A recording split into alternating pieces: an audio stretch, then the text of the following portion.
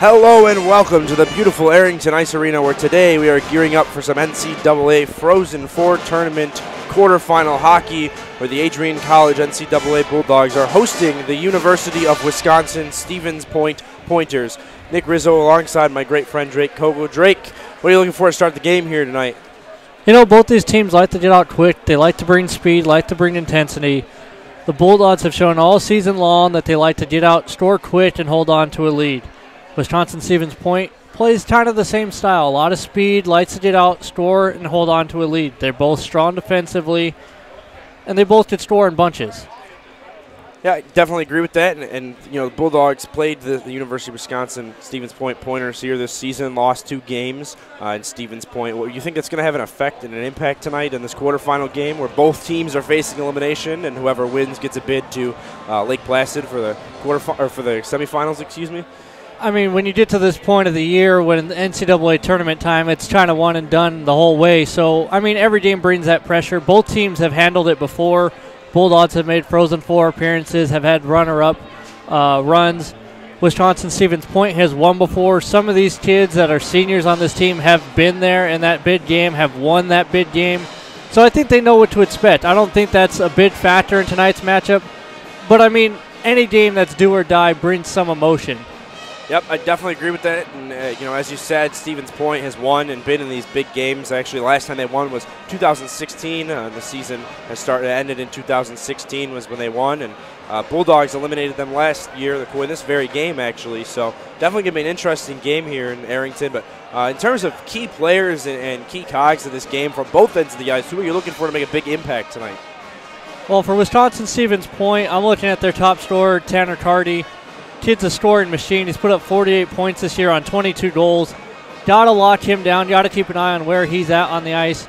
On the back end, their goaltender, Matt Smilasek, is very strong. 1.85 goals against, 925 save percentage. Those are numbers you look for out of your starting goaltender game in and game out.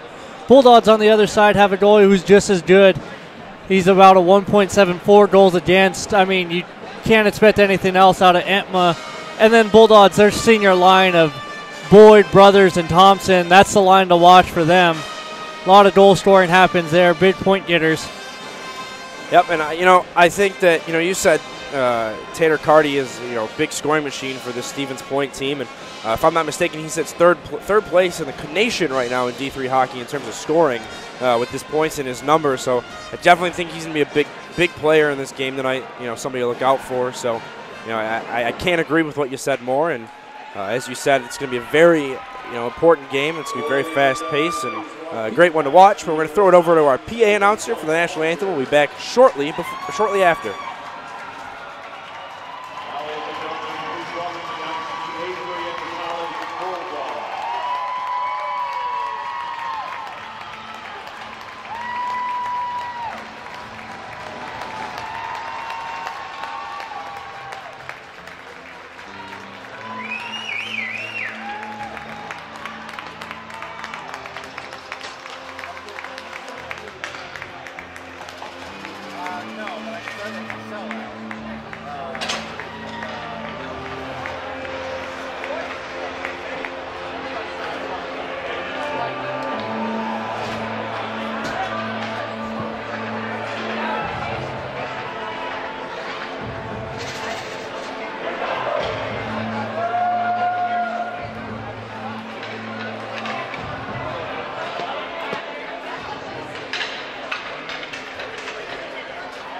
Good evening, ladies and gentlemen, and welcome to the 2018 NCAA Division III Men's Ice Hockey Championship here at Arrington Ice Arena.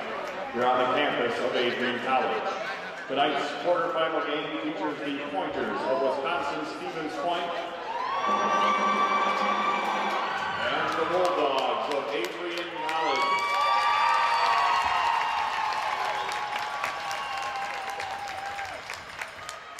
Now, ladies and gentlemen, let's meet the starting lineups. First for the visiting team on the scoreboard, the Wisconsin Stevens Point Pointers. On defense, a junior from Shelby Township, Michigan, at number 18, Stephen Beauvais. Also on defense, a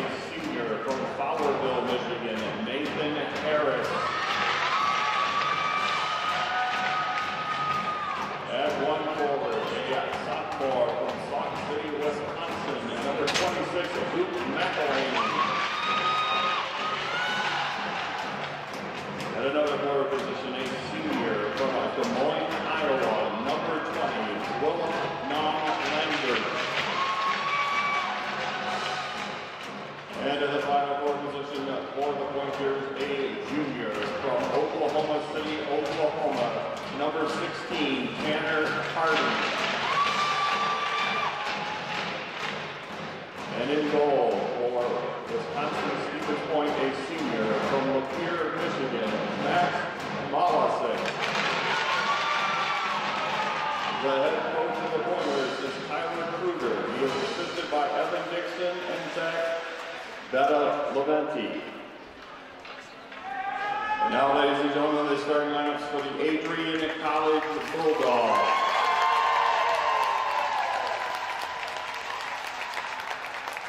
On defense, a junior from St. Thomas, Ontario, number 19, Braden Helen. Also on defense, a junior from Trenton, Michigan, number 44, Corey Dunn.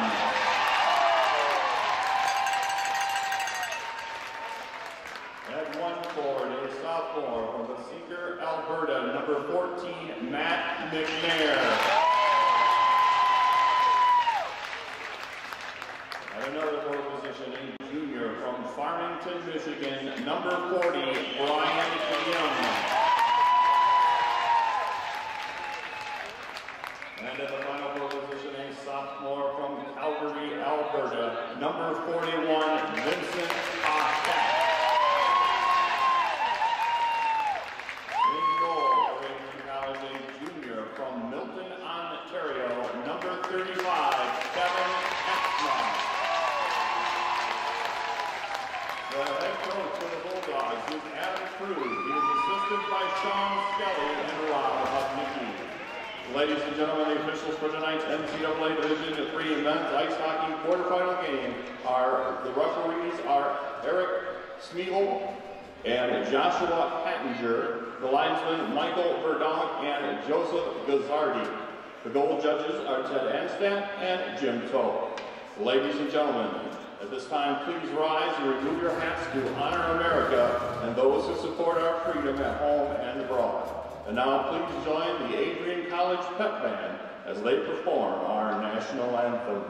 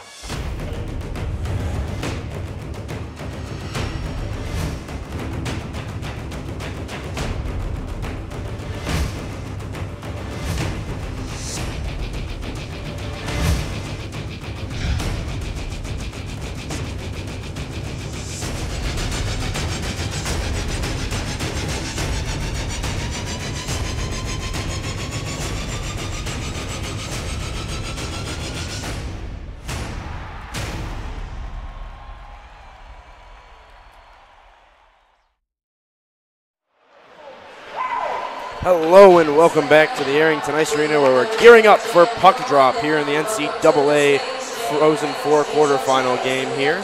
Drake, when we talked before the game, and we were talking about key players and everything, but in terms of gameplay, what are you expecting from these two teams in terms of mechanics and whatnot, and things to do on the ice that are going to be, tilt the ice one way or another at the end of the night? Bulldogs won't mind stretching the ice, long stretch passes. If they could connect on those, they'll really stretch this Pointers defense. The Pointers like to get that puck in deep, like to crash the forecheck. Both teams bring heavy forecheck, so that's definitely going to be a factor in this game.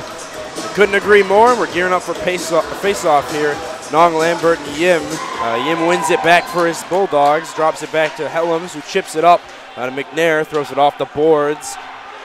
Goaltender comes out and plays this, chips back up to the boards. Dunn throws it back deep. Yim with the puck, throws it in front, nobody in the slots. And McElhenney is holding on to the puck, chips it up for Nong Lambert, who will dump it in the deep Adrian Bulldogs zone. Dunn chips this one away and into the corner, where it'll be picked off by, I believe that's McElhenney in the corner there. Player knocked down where it's fought for in the corner. Helms chips it back to his partner Dunn, will chip it up to Paquette and will exit the zone and bring it into neutral ice. We're already seeing both teams try to establish this forecheck as the Bulldogs got an opportunity early off theirs, and the Pointers tried to establish a little bit of their own, getting physical down low. A couple of good hits here early on in the game. Nice shot from the blue line by Made for the Bulldogs, and it gets chipped up and out of the zone by the Pointers. Dropped back to Made and the Hewins, and chipped back up for Brothers. Couldn't quite hold on to that. It'll be battled for, and that'll be Carter Rue who chips this one out for the Pointers. Chips it deep into the zone, carrying the puck here. It's thrown on net, and the Pointers get the opening goal by Kelly O'Brien to start the game off pretty fast. Just prior to minute 10 seconds in, the Pointers will get the first goal of the game, putting them up 1-0. Yeah, Kelly O'Brien, a Michigan native out of Detroit, gets the pass, takes it wide, catches Etma a little bit off his angle, beats him right over the glove, right inside the post. 1-0 lead, a minute 9 seconds in. Like I said, these teams like to start fast, and the Pointers just got out a little faster than the Bulldogs. Up and Rue wins this face-off for his team, drops it back, and the goaltender will come out to play, gets chipped back up, and I believe that's Kolatarsi who dumped that one back in on the blue line for the Bulldogs. Brothers with the puck in the corner, battling for it with McLeod by his side, along with captain Matt Thompson, this Bulldog squad. Thrown in front, nobody there. Kolatarsi couldn't keep this one in, so it'll roll back out and down towards Bulldogs goaltender Kevin Entma. Kolatarsi with the puck behind his goaltender. Bulldogs down a goal, looking to put one on the board for them. Thrown pass up for Dino Balsamo over the blue line. Can't hold on to the puck, wheels around, looking for a pass. He'll throw it. A shot from Boyd. It'll be thrown up and picked away by a Pointer player. Yeah, that puck got rolling on an edge right when Boyd wanted the one-time it. Kind of sent it high and wide of the net, not his intended target. Gets dropped out of the zone. Don will give it to Helms, who will dump it back in, and Milosek will play the puck behind his own net and chip it to his defenseman. Chip back up to the Pointers, who will exit the zone and have a 2-on-2 momentarily. Zach will throw it on net, and Emma will come out to play this one. And he'll be challenged, but puck ends up flying out of the zone and towards the Pointers goaltender, just off the net, and the Bulldogs have iced the puck. 17:32 in the first period. Both goalies have shown they're not afraid to play the puck. Miloset's already come out of the net 3 times. This is something the Bulldogs have seen before. They're going to have to dump it soft into the corners, not give Miloset a chance to play the puck. We've seen the Pointers do a decent job of it so far, of keeping Etma in his net, not able to come out and play those pucks as often as he would like. And we've seen Etma come out and play the puck in the corners and up the boards, pretty often. This Bulldog squad, so not being able to do that, it's got to throw his game off a little bit. Bulldogs ice the puck again, and draw will come out to Entma's right here up against the boards. Yeah, I don't know if him coming out and playing the puck's going to necessarily throw him off or not, but it's something that helps his defense. When he's able to get out, move the puck, beat that first attacker with his pass, it helps the defense a lot. They're not going to get as beat up. The fact that Wisconsin-Stevens Point is keeping that puck away from them is going to bring the physicality down on the defense, which they're going to have to make adjustments for. Yep, thrown in front, and Balsamo couldn't get that one behind the goaltender there. He loses his blocker. It's chipped back in. McElhenney chips it into the corner. He'll pick up the puck, and it's thrown in front in the slot. It was just over the net, and Emma keeps this one out for the Bulldogs. And holding on to the puck here in the corner. Pointers, McElhenney back down to the corner. He drops it back to McElhenney, throws it in front, but I believe that's Rust. Keeps that one there, gives it to Boyd, back up to Balsamo to Rust. Over the blue line, chips up to Boyd, or Balsamo, and couldn't find a shot. In the corner, Balsamo chips his back. Hewins with the puck, He'll throw it on net, but it goes off of a shin pad of Tanner Carty, leading point man for this Pointers squad. Bulldogs having a hard time establishing anything deep in the Pointers' end. Pointers are having a little bit more success getting in quickly and establishing that forecheck. Shot sit 2-2, 16-17 left in the first period. Bulldogs with the puck here. Matson with the puck up against the boards, gives it to Paquette, throws it in the corner, but Pointers will pick this one up. I believe that's Brendan Miller for the Pointers. Will chip that back down to Matson, but can't hold on to it, so it gets wrapped around, and Pointers will exit the zone with this one. Back net taking a check at center ice, and puck goes back down for the Pointers to recover. McReynolds coming in off sides here. I believe that's an offsides call. Yep. And we'll get a face-off. I believe it'll be just outside of the zone here, center ice. The Bulldogs look just a step slow compared to the Pointers. I don't know if that's just because the Pointers are that fast or the Bulldogs are having a little bit of trouble getting their legs going after a week off. Both these teams got here not as winners of their conference. Bulldogs earned the first round bye, however, as they were the second-ranked team in the nation. Didn't have to play in the first round. Maybe feeling a little bit of that rust. And I'm sure they've been practicing. Both squads, obviously, with the break, they're going to practice in preparation for a big game like this. But I think we can both agree that, no matter how much you practice, it's nothing like coming on the ice with two talented teams like this and playing against each other. So they might definitely be a little, they might not have been, I hate to say, but they might not have been a little bit ready there. The Pointers win this draw, chip it back down behind the net, and O'Brien with the puck in the corner drops it back. It'll be held on to and then dumped back in. Where it's going to be taken. O'Brien again, wheeling behind Etma, trying to go for the wraparound. Etma makes a great glove save by his pads and just grabs this one and gets a whistle for his squad.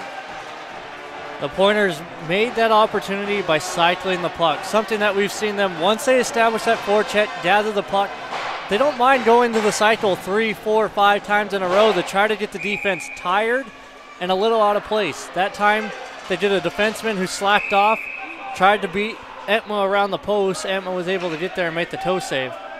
It's a very simple play. You just cycle a puck around, make your, the defensive squad run around a little bit, and it's something this team's done pretty solid. Bulldogs finally exit the zone. Brothers chips this one in.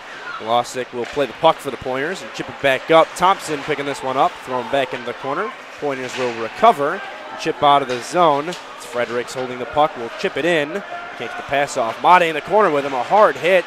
Fredericks will battle for it, and he'll come up with the puck, it looks like. So carried out and up to the blue line. Couldn't the pass off to Harris. Thompson carrying the puck, chips it up. Looking for McCloy, finds Brothers instead. Taken into the corner, but Bulldogs lose possession, and the Pointers will exit the zone with a little bit of speed here. I believe that's Zek carried the puck in, threw it on Etma, and Etma made another good whistle, a good stop for his team, get them a whistle and a couple of fresh legs. Etma wanted to play that puck, but realized he didn't have a good angle to any of his players. Probably a little tired after that shift, decides to hold on to it. Smart play there, as we're just over 5 minutes into the first period. Carty and Balsamo here taking the draw to the right of Etma. Carty will win this for his team. Bittner carrying the puck at the blue line. Just back up to Carty, gets thrown in front. Etma kind of looked like he got a little bit of a look on that one. Butzo in the corner tries to chip the puck out. Can't do so successfully. Kuzin, however, will chip the puck out to Boyd, who will throw it up, and Balsamo wasn't near Balsamo, so he couldn't get there in time. Pointers carrying the puck. Carty chips this one up and couldn't find the stick of McLean. Instead, it's thrown into the corner. Cycled in front, and Ryan Kuzin for the Bulldogs hustling to get this one out. Boyd carrying the puck over the blue line. We'll try to dangle around and chip it up off the boards. I believe that's Kuzin in the corner, who he chipped it to. Battling for it, and Pointers will come up with it. Balsamo with the puck, chips it back to Dunn, back to Balsamo. Across to Helms, a shot, and just wide of the net. Up across to Dunn, thrown in front, and looked like it just went wide of the net also. Helms taking the body using the body to the corner here to slow the progression of the puck out of the zone. I think this is the first real shift we've seen the Bulldogs really fight to get down into those corners and win pucks, bringing the physicality a little bit more this shift. And they've done a good job this shift to cycle in the play and doing everything in their power to keep it in. Helms has had 2 or 3 good keep-ins here. Boyd with the puck, chips behind to Rust, who couldn't hold on to it, and Pointers gain possession and will exit the zone. Helms and Dunn falling back for the Bulldogs. It gets thrown up and into their bench. Looks like Boyd and a Pointers player, the captain actually, will have a little bit of a conversation. Willem Nong Lambert, who's done a great job for his squad, leading the charge into this quarterfinal game. Yeah, a little extracurricular activity there. We actually have both bands for the schools in the building. We have the Adrian College Prep Band and the Prep Band from Wisconsin Stevens Point here. So maybe arguing over which band is better a little bit. We'll have to see as this game goes on which one establishes that dominance. Kelly wins the draw for his team, throws it into the corner. Made trying to get to the puck. He can't do so. And Hewins chips this up to Becknack, who will get the puck back to himself. Thrown up, but Kelly picks this one off for the Pointers and now not allow the Bulldogs to come back in. Carrying the puck, Harris over the blue line. He'll shoot. Goes just over the glass, or go over the net and into the glass, but it takes a nice bounce off, and the Pointers will pick up the puck in their own zone. Chipped off the boards and down. Hewins will once again come out to keep this one. Chips off the Paquette. He'll throw it on net. Goes just over and almost out of the zone. Cole Tarsi takes a hard shot, and he pinched. Could have been a bad pinch there for the Bulldogs. Pointers carrying the puck. They wheel up and into the net of Kevin Etma he goes. I believe that's Kelly O'Brien who went down trying to play the puck in deep. Rue battling this one back into the Bulldog zone, and Butzo will try to chip this out. He can't. Thrown on net to Etma and goes up and out of play. Drake, you mentioned both prep bands in the building, and they've done a great job so far, but let's take a second to acknowledge this sold-out crowd here. Yeah, we're at about 1,000 people or so in the building. I was outside earlier, and I have to say, Wisconsin Stevens Point had a great following, a big number of fans who came in all the way from Wisconsin to watch this game. Some of these kids are from the Michigan area, so not too far for them to travel to come down to Adrian to watch this. And Adrian always has a great fan following. These folks in this town show up in numbers as well as the students. And it being on St. Patrick's Day, this crowd might be a little rowdy tonight. Yeah, and for anybody isn't aware of Wisconsin, anybody who lives there in terms of players' family, that's at least I have to say probably an 8-9 hour drive. Depending on it's 7 8 hour drive. From Wisconsin into Michigan, so that's definitely not easy thing to withstand. So Helms will throw this one on the net for the Bulldogs, but it goes just over and it's picked back into the corner. McNair chips this one back down for Thompson, who loses possession to the Pointers. Nong Lambert chips this one out, but picked away by Brothers, and he couldn't get to it, so the Pointers will exit the zone on the second attempt. Butzo dumps this one back in, and not deep enough for an icing, so the Bulldogs will get a chance to recover on that. And it comes back out, goes all the way down, and looks like the Pointers are going to have their first icing of the game at 11:03 remaining in the first period. This Pointers team actually has more kids from Michigan than they do Wisconsin. They only have one local kid that's from Wisconsin on this Wisconsin Stevens Point team, while 6 of them are from the state of Michigan. So that probably helps as far as travel goes. A couple other kids sprinkled in from up in Canada, Illinois, Pennsylvania, a couple from Minnesota. So, a lot of different travel times for these fans for Wisconsin Stevens Point for the families to travel here out to Adrian. And, they, like you said, their fans are, there's a lot of them in this building, and it's not, you don't usually see, a lot of fans that aren't from here come out, and it's great to see them come out and support their squad. The Pointers dump this one in. Kevin Etma comes out to stop this, and looks like Blake Butzo for the Bulldogs will chip this one out of the zone, and Brothers will throw it in deep, and goaltender for the Pointers comes out to play that one. Chipped up the boards. Made taking the body to chip this one back in deep. Thompson battles for it in the corner, but it pops up. Kelly O'Brien once again, and he'll exit the zone. And it's get chipped up and carried out of the zone here by Harris for the Pointers. Thrown on net. Etma makes an easy glove stop and will get a whistle. And the Pointers still lead 1-0 here. 10:14 left in the first period. Drake, having an early goal like that, if you're the Bulldogs, what does that do to your morale? Does it affect you? Does it affect your bench morale and whatnot? Or I would say normally, yes.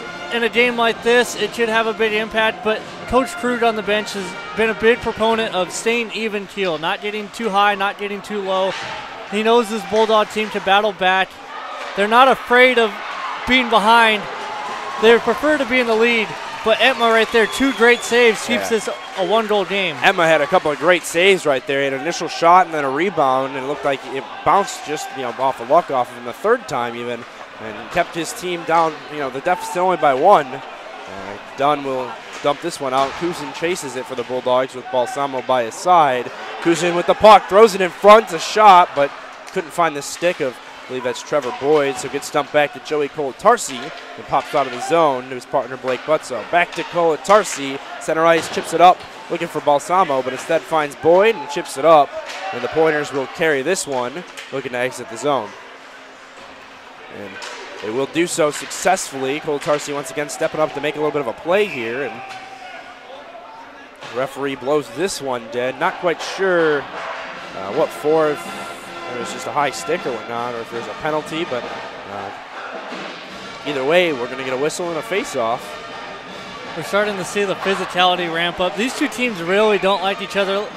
Like we said, they met in the 2016 NCAA tournament. There was some bad blood at the end of that game, caused some consequences the following season. Then the Bulldogs defeated Wisconsin-Stevens Point in their own building last year.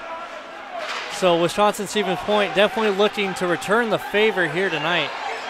Backneck could have had a lucky break there. Madsen picks up the puck, wheeling in with speed. It's kicked away by the goaltender there, and Russ throws this one back in, and it actually looked like it went off the goaltender. Madsen carrying the puck in the corner at the hash marks, throws it on, takes a funny bounce, but doesn't find the back of the net.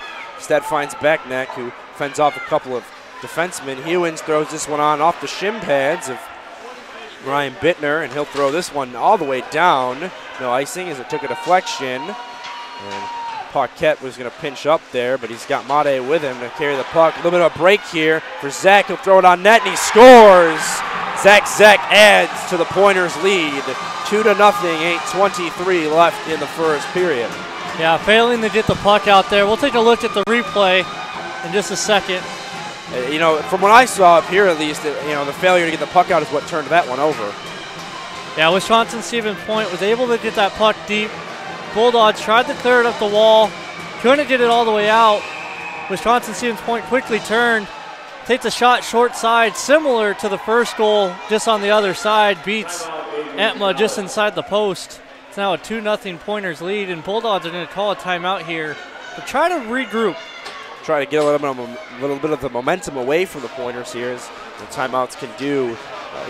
What are you looking for the Bulldogs to do in terms of changes? You think they need to change lines, change positioning or anything, just to try and get a little bit more back into this game and try and get some momentum rolling their way, even if it's not a goal? I think Peru is going to push for possession here, not dumping the puck in as much, or if you do, to really get in on that forecheck.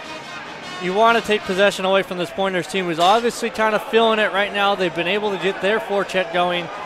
But I think this is more for Etma to settle in. We've seen 2 goals that he typically doesn't give up, both on the short side. That timeout is kind of for him to say, hey, we're still in this game. There's still a lot of time. I'm okay.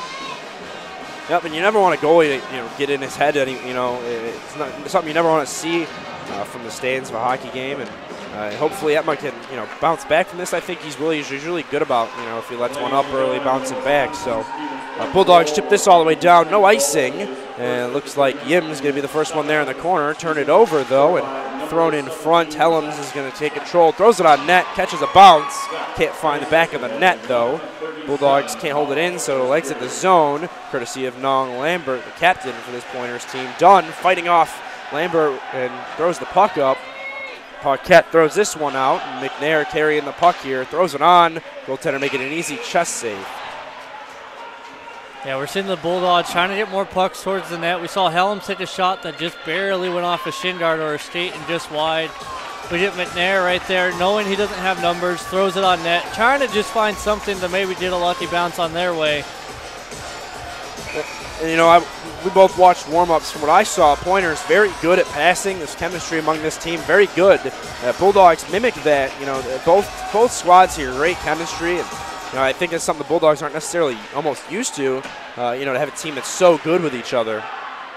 Thrown in front, a shot, giving up a secondary. Nobody there though. Colatarsi with a great look to try to almost even up this game a little bit. Kelly throws it on net. Etma couldn't stop it. Gets thrown out. I believe that was Cole Tarsi who wheeled that one away. Thrown in front, Emma keeps this one out. Back into the corner, Pointers hold on and try to pick the puck up back out to the zone here for the Bulldogs. Brothers carry and throw it down ice.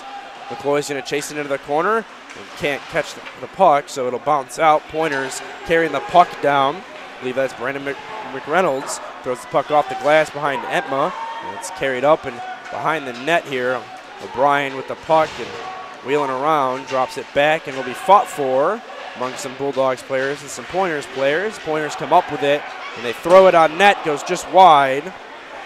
These Bulldogs are giving up a lot of opportunities right in the slot. Both goals didn't come from dead center of the slot, but Emma has had to come up huge on multiple opportunities from right in the wheelhouse. Yeah, and you know, shot from the slot opportunities from there. It's always dangerous to see a shot from there, as your goaltender really has to square up to the puck, and it tends to be a little more open space on the ice. So it'll be nice to see if the Bulldogs can battle back from that. Balsamo over the blue line for the Bulldogs. Carry the puck behind the nets, trying to wheel around, but can't shake the defender. And Helms can't hold on to this puck, and Pointers coming down. Dunn trying to keep this out of Etma's way, and it looks like it went off of a stick actually, and caught a funny bounce board side. Tried for the wraparound, Pointers couldn't finish. In the slot, the shot, they wheel around and can't find the back of the net. Kuzin will fail to exit the zone here. Pointers will keep it in. Great shift for them. Kuzin with the puck again. Will chip this one out finally and get his team a little bit of a break. He'll throw it on net. Catches a shin guard. Yeah, once again, we saw 2-3 opportunities right there from the slot. Defense just out of position a little bit, not able to keep up with the speed of these Pointers. And Etma has had to come up huge once again to keep this game close. And, you know, there's something to be said that, you know, every little mistake, whether it's an inch, you know, in the defensive zone or anything, a team like the Pointers and the Bulldogs are going to try everything in their power to capitalize off of it. And, you know, the Pointers have just, you know, done the better job of doing that. You know, they've made a little bit of mistakes as well. Both teams have, but, you know, Bulldogs going to have to look to shake that a little bit. Backneck throws it on net, and goaltender makes an easy save. Milosic for his team coming up big yet again. Shot sit 8-11 in favor of the leading Pointers. Yeah, the Pointers have done a great job of keeping their slot in control, getting bodies in the middle, keeping the Bulldogs' opportunities to the perimeter. Bulldogs have to take a page from their book there, kind of settle in defensively, not chase so far out wide, and keep numbers back. The draw is going to come out to the left of the goal, or the right of the goaltender here, excuse me, and as the referees fix the net, and it looks like the Bulldogs going to win this draw back, but fail to keep it in the zone. Helms is going to give it to his partner Dunn. They're going to chip it back in deep, where it'll be chased down by Drew McLean and wheeled up and tried to exit the zone. They can't do so quickly, but Lomberg will eventually do so. Gets chipped back up, hard hit there against the boards, but McElhenney holds on to that one and throws it on net. That will make it another good save for his team. Yeah, another tip right there in the middle. Pass from the corner. Got to make sure you're getting back on the back check. Bulldogs are trying to push the offense here, trying to tie this game up as soon as they can, or at least get themselves on the board. And they're getting caught a little too far forward, getting caught with too many men below the goal line or in front of the net. Got to have that third man high, especially against a team like the Pointers. Rue taking the draw against, I believe that's Yim for the Bulldogs. And they win it back. McNair chips this one up, and they'll look to get a shot and an opportunity here. It's brought into the corner and up against the boards. Big bodies there collide up against the glass. And Bulldogs come up with it, back up to Butzow. They'll wheel it back to Cole Tarsi, throws it on net. Looks like it hit a stick. It went off the goaltender. Gets thrown back up to Paquette. Thrown on net and tipped, but goes just wide. Cole Tarsi's shot, and Pointers will throw this one up into the rafters, and we will get a whistle with 4:22 remaining in the first period of play. Yeah, since that one went into the rafters and not straight into the netting or straight out of play, they're able to get a change, but the faceoff will stay to the glove hand side of Milosic. Draw to the glove hand side, as you said. Kelly and Balsamo taking the draw. Kelly wins it back for the Pointers. Gets chipped back up. Hard hit there. Dunn's bodied up against the boards. Can't keep the puck in the zone. Pointers coming down. Harris with the puck throws it on, and net comes off. Looks like, I believe is that Balsamo who went flying into the net, and looks like he's clutching onto his collarbone a little bit. Took a funny bounce down in almost into Kevin Etma and throwing the net off. Yeah, Balsamo hustling to get back there, trying to help on the defensive end. Catches an edge, throws himself into the netting there. Looks like maybe he jammed his shoulder on the center bar back there. But this is hockey. Guys play through nicks and bruises. Guys will play through just about anything they can to stay on the ice, especially when it comes to a playoff run like this. Zek and Balsamo taking the draw, but it looks like referees are going to eject Zek from it.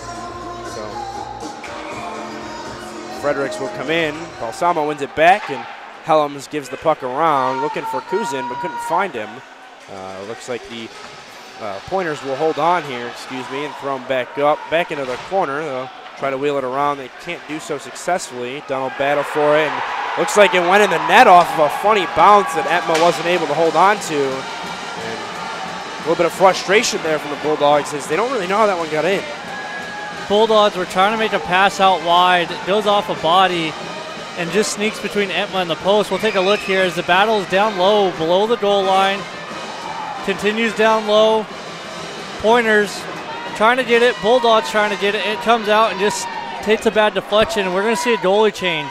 Etma is gone to the bench, and we see Dylan Kelly step into the net for the Bulldogs. Dylan Kelly, a lot bigger goalie.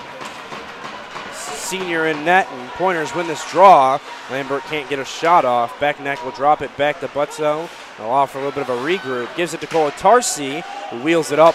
Can't get the puck off. Instead turns it over. And the Pointers come in. It's poked away. Matson throws this one out of the zone. Rust carrying the puck with speed up the boards. He's thrown up, and puck kind of wheels around. Kolatarsi finds it and throws it back.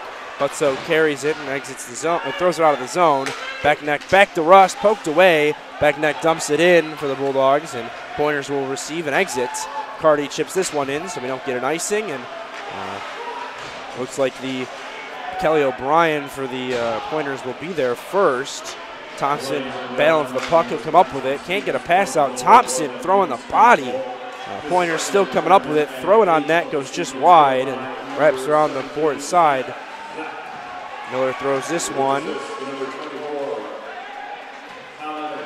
So it's taken back down into the corner here. Miller with the puck, he'll dangle around. Throw it back to O'Brien. Doesn't find the net though. Kolatarsi stops this one. He'll exit the zone with it. Gives it up to Brothers, looking for McCloy, but it's bounced off of him. And, this is the line I think we're going to see the Bulldogs turn to a lot here as this game continues, being down 3-0. Even though it's only the first period, late in the first period, we're going to see Coach Crew turn to his seniors, expect these guys to step up to battle his team back into this game. It's taken into the corner, and I absolutely agree with you. Pointers will exit the zone here, and they'll throw it up, and it's going to stay in play. Actually, it looked like it just barely missed the banners in this arena. So it's going to come up, and Yim's going to carry it for the Bulldogs. He'll throw it back up, looking for McNair, who's going to dump it in. Actually, on that, made the goalie kind of jump for it a little bit. That was an awkward save there. Too bad Paquette couldn't get a look on that. He was just off the puck and taken back into the corner. Yim will battle for it, but it's wheeled back around. McNair carrying the puck, and the Pointers gain possession. Drop back, and it's thrown up in the corner. Paquette can't hold on. Drop back to Yim, to Dunn. A shot, and it's just wide of the net. Yim carrying, tries to throw it in front. He can't. It's back up to Helms. Cross ice to Dunn. Will wheel up a shot, and Pointers almost a dangerous break there, but Dunn can keep that one, and is thrown on net, tries to stuff it away, but goaltender holds on. A little bit of roughing in front of the goaltender for the Pointers. Yeah, taking a little exception there to McNair's whack on the pads. He was trying to get the rebound. Does hit Milasek right in the leg pads, which isn't going to hurt Milasek very often, but that's a matter of pride, protecting your goaltender. They're going to let McNair know, hey, knock that off. Bulldogs, that's probably their first real rebound opportunity of the night there, of getting someone in front, having a chance to take a second whack at that puck.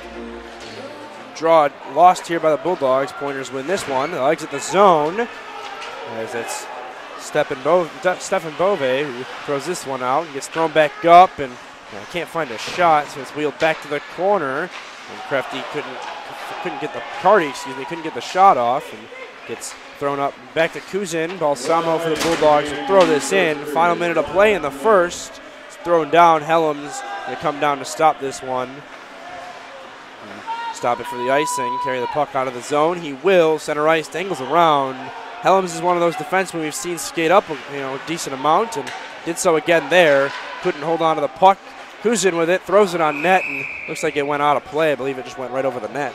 Yeah, trying to sneak that one high, short side, just a little high, a little wide. Trying to fine-tune it just a little too much. We've seen the Pointers, when they get in the offensive zone, if they don't have a shot, they turn to the cycle. We saw it in that last shift. They came down, almost traded an opportunity, but when the shot opportunity wasn't there, they decided to cycle it, try to reset. Bulldogs, on the other hand, have been caught trying to run around in the offensive zone, not really settling into a system and kind of running around to create their opportunities.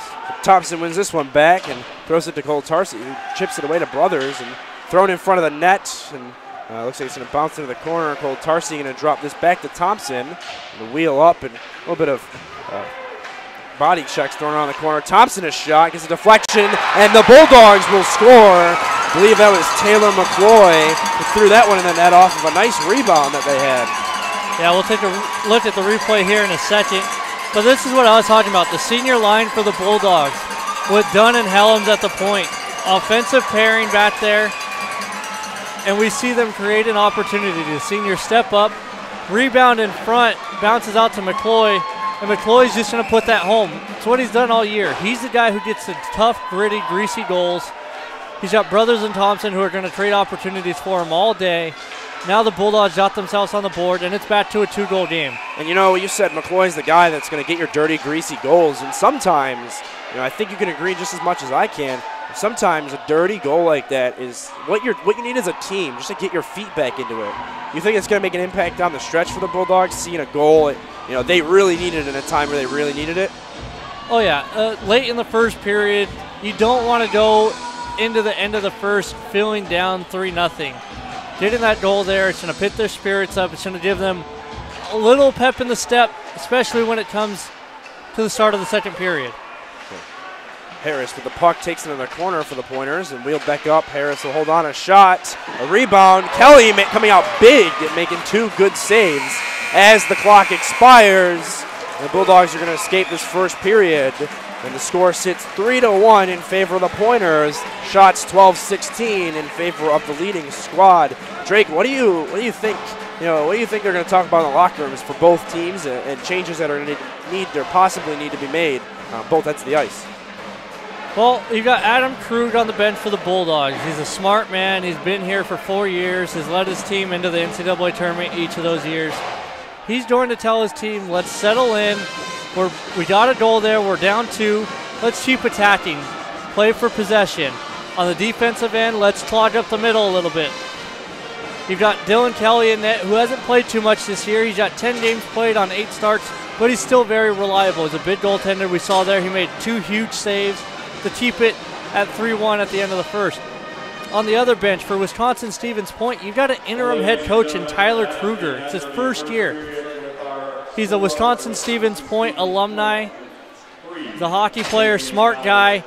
He moved up from assistant coach because they didn't have time to go for a head coaching hunt after their previous head coach moved up to NCAA D1. He's a guy they have trust in. I will be interested to see what kind of adjustments he makes. As a first-year coach, you don't always know all the right adjustments, but his team's up 3-1. I think he's going to try to keep rolling with what's worked for him so far. Get the puck deep, get the forecheck going. I couldn't agree more, and it's going to be an interesting second period based on this first. So we're going to take a quick break and come back right before the second period of action.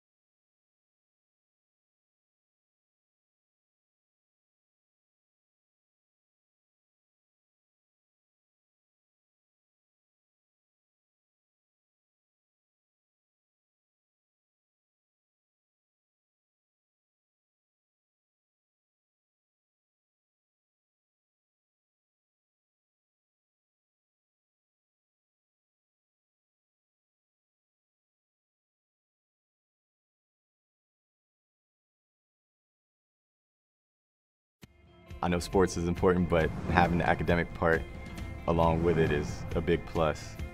I've discovered in myself, a newfound ability to overcome adversity at all different angles. At a Division III school is really shaped around you developing yourself as a complete individual. The end result in my mind is you just become a very well-rounded person.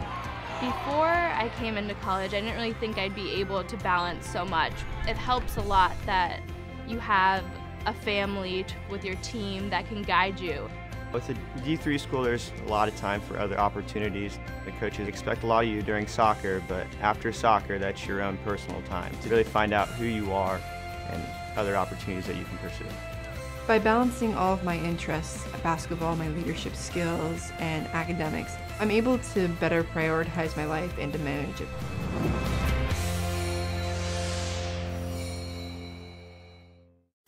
I know sports.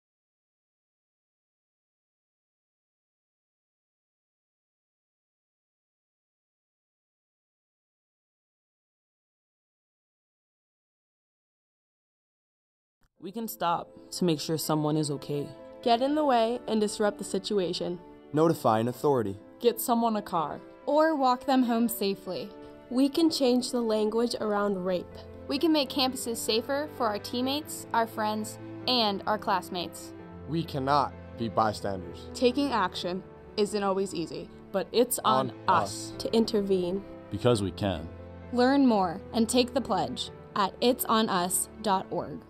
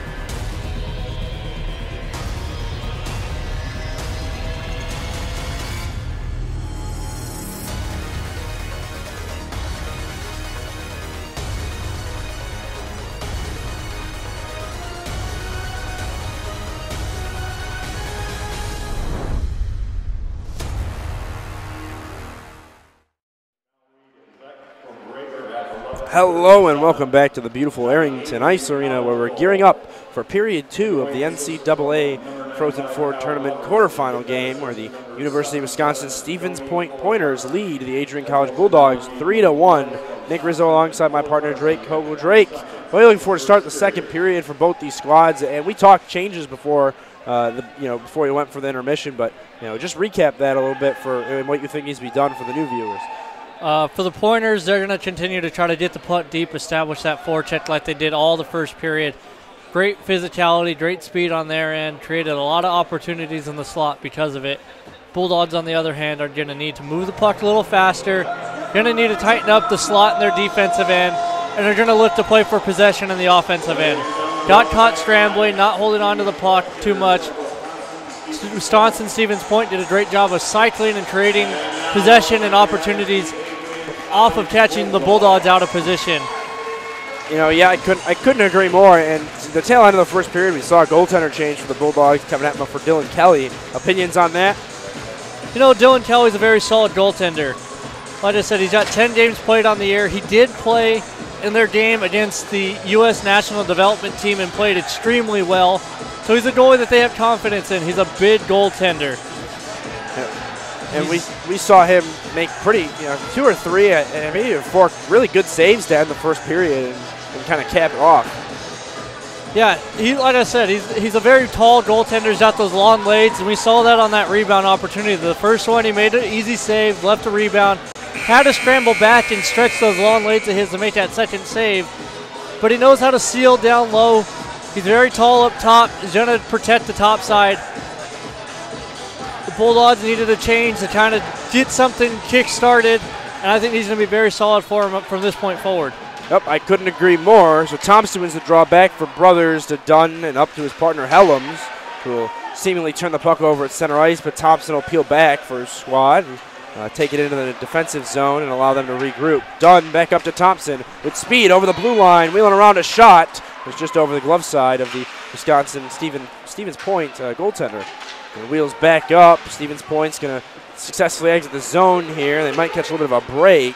Helms throwing the body on it, gets thrown in front, but Nong Lambert couldn't get there for the Pointers. Dunn with the puck, chips it up and out to center ice. Back up to McLean for the Pointers, thrown on net, tipped down by Helms. Wheel the puck up and back around the corner. Stevens Point carries the puck. And Bryan with it and drops it back behind Kelly for the Bulldogs. And it's wheeled back up to the point and then tried to be chopped down. Boyd for the Bulldogs chips this one out. He's catching a couple of little hits on his stick, but he keeps control. McCloy can't get it in the zone, so gets chipped up. Rue with the puck, throws it to O'Brien, and on net goes off of a teammate for him and wheeled around. Yeah, that looks like that went off the bat of, I believe it's Miller right there in front of the net. He's screening Dylan Kelly very well. Just trying to sneak it through. The Pointers with the puck at the blue line, chip it back down to the corner. Kolatarsi battling a forechecker for the Pointers off and gets wheeled back up around and carried back down. Kolatarsi's going to get to it, wheel it out. Great effort there. Kuzin can't get it out of the zone, thrown on net into the slot, but shot couldn't get off by the Pointers. Yeah, another opportunity right there in the slot off that forecheck, creating a turnover, catching the Bulldogs out of position. So Balsamo threw the puck into Kuzin and wheeled back around, but Pointers will get this one and try to exit the zone. They will, courtesy of Ethan Strong, defenseman for the Pointers. And Kelly's going to come out and play this puck almost dangerously as it almost went on the stick of Fredericks. And Pointers will dump this back into the corner. Shots sit 12-20 for the in favor of the Pointers with 17:47 in the second period. Hewins is going to dump this one off the boards and deep into the Pointers zone. And looks like Cousin's going to chip this one down and look to buy some time to get a change in for his squad. Off the glass and out of the zone. Pointers going to come down. Made's going to get to it first. Wheel the puck up off the glass. Glove down by Paquette. Up the boards for Yim. Throws it in front. It's a dangle and no goal. Looked like, I believe it was McNair who went sailing into the net as the goaltender and pretty much shoot him up off of his feet. Yeah, Miloset made the decision to come out, play the pochette there. McNair tried to go from one side to the other, cutting across the crease. Kind of took McNair out and sent him airborne into the net. That kind of cost the Bulldogs an opportunity as Yim was cut into the slot and was the first one to that rebound. Probably would have been able to turn and maybe lift one up over Miloset, who was sprawled out on the ice. But instead the net comes off, whistle's blown, and now it's just a face-off in the offensive zone. Looks like we're going to have a change in the draw here. I believe it's Kelly who got kicked out by the for the Pointers. So we've got Yim, and can't quite see the number of the player that is for the Pointers. Looks like Yim is going to get kicked from the draw, so McNair is going to line up with Brennan McReynolds for the Pointers. And McNair wins it back to Dunn, throws it back down for Yim, wheels it to the corner. And McReynolds is going to get there first, but Paquette's going to gain control, wheel it back to the corner. McNair with the puck, looking for an opportunity, throws it up, and Dunn's going to not be able to keep this one in. It's going to carry down ice, and the Pointers are going to come in off sides as Kelly managed to just touch the puck as it was rolling over. A little bit of a confusing play there, kind of just, players were placed weird and whatnot. So yeah, neither team able to get firm possession on that puck. It was kind of bouncing around on both sides of the blue line. Wisconsin Stevens Point ends up off sides. Now we have a face-off just in front of the penalty boxes with 17:01 left in the second period. So Matson and Nong Lambert take the draw. Battle for. Lambert wins it for the Pointers. Chip down. Kolatarsi going to get to it first. Give it to his partner Butzow and chip it up to Backneck, who's going to throw it out of the zone. Hard hit there by Rust. Actually looked like he eased up as the player for the Pointers got a little bit of a went down a little bit and tried to avoid a little bit of an interference there. And Kelly making a great save there. Actually took a little bit of a funny bounce almost as if he couldn't square up to it quite right, but either way, made a great save. It looked like it caught him right in the cuff of the glove. A lot of forwards like to call it the cheater board. It's a big pad just on the wrist of the glove. A little extra protection there. Didn't catch it square. Able to keep it out of the net. All the same little things as he settles into the game like that. He wasn't able to start, so he didn't get the full warm-up that he would typically get that the starter does. So he's got to settle in. He's battled for in the corner. Players take to the ice. Penalty coming up. It looks like it's going to be to the Bulldogs. I believe that's Rust. It looks like he's on the floor for the Bulldogs. Not quite sure. It looks like it's Rust. Looks like it's Helen who did in a holding call, which trying to give the Pointers the first power play of the night. Yeah, I mean, you know, it's a penalty you don't want if you're the Bulldogs, but you know, either way, referee's going to makes the calls they do. So you're going to have to figure out a way to combat that. Bulldogs penalty kill. I mean, they're not. I mean, the special teams for this Bulldogs squad is interesting. Is they've had just an interesting flow all season long. Both teams very good on their special teams. Bulldogs on the penalty kill love to be aggressive. Like I said, they've got a lot of speed.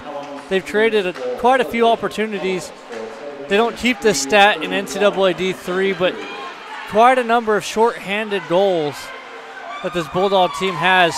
So you can't always sleep when you're on the power play and expect them to just patch it in and play defense. And we just saw Dunn clear the puck pretty well, and he gets carried out. And throwing a hard hit there is Rust.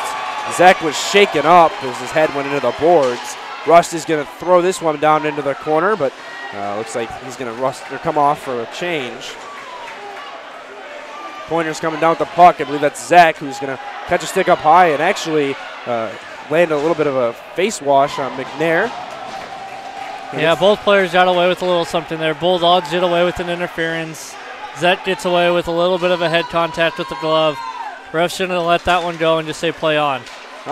Good choice by the referees. Throwing down McNair, chasing into the corner and trying to wheel around. Looks like he lost an edge and lost control. So Pointers carry the puck out. 47 seconds on the power play for them. Over the blue line with speed, and it's chipped out of the zone by themselves. Zach chips this one back. And McNair once again trying to catch them off in the forecheck, make them run around a little bit. Pointers with an extra man here.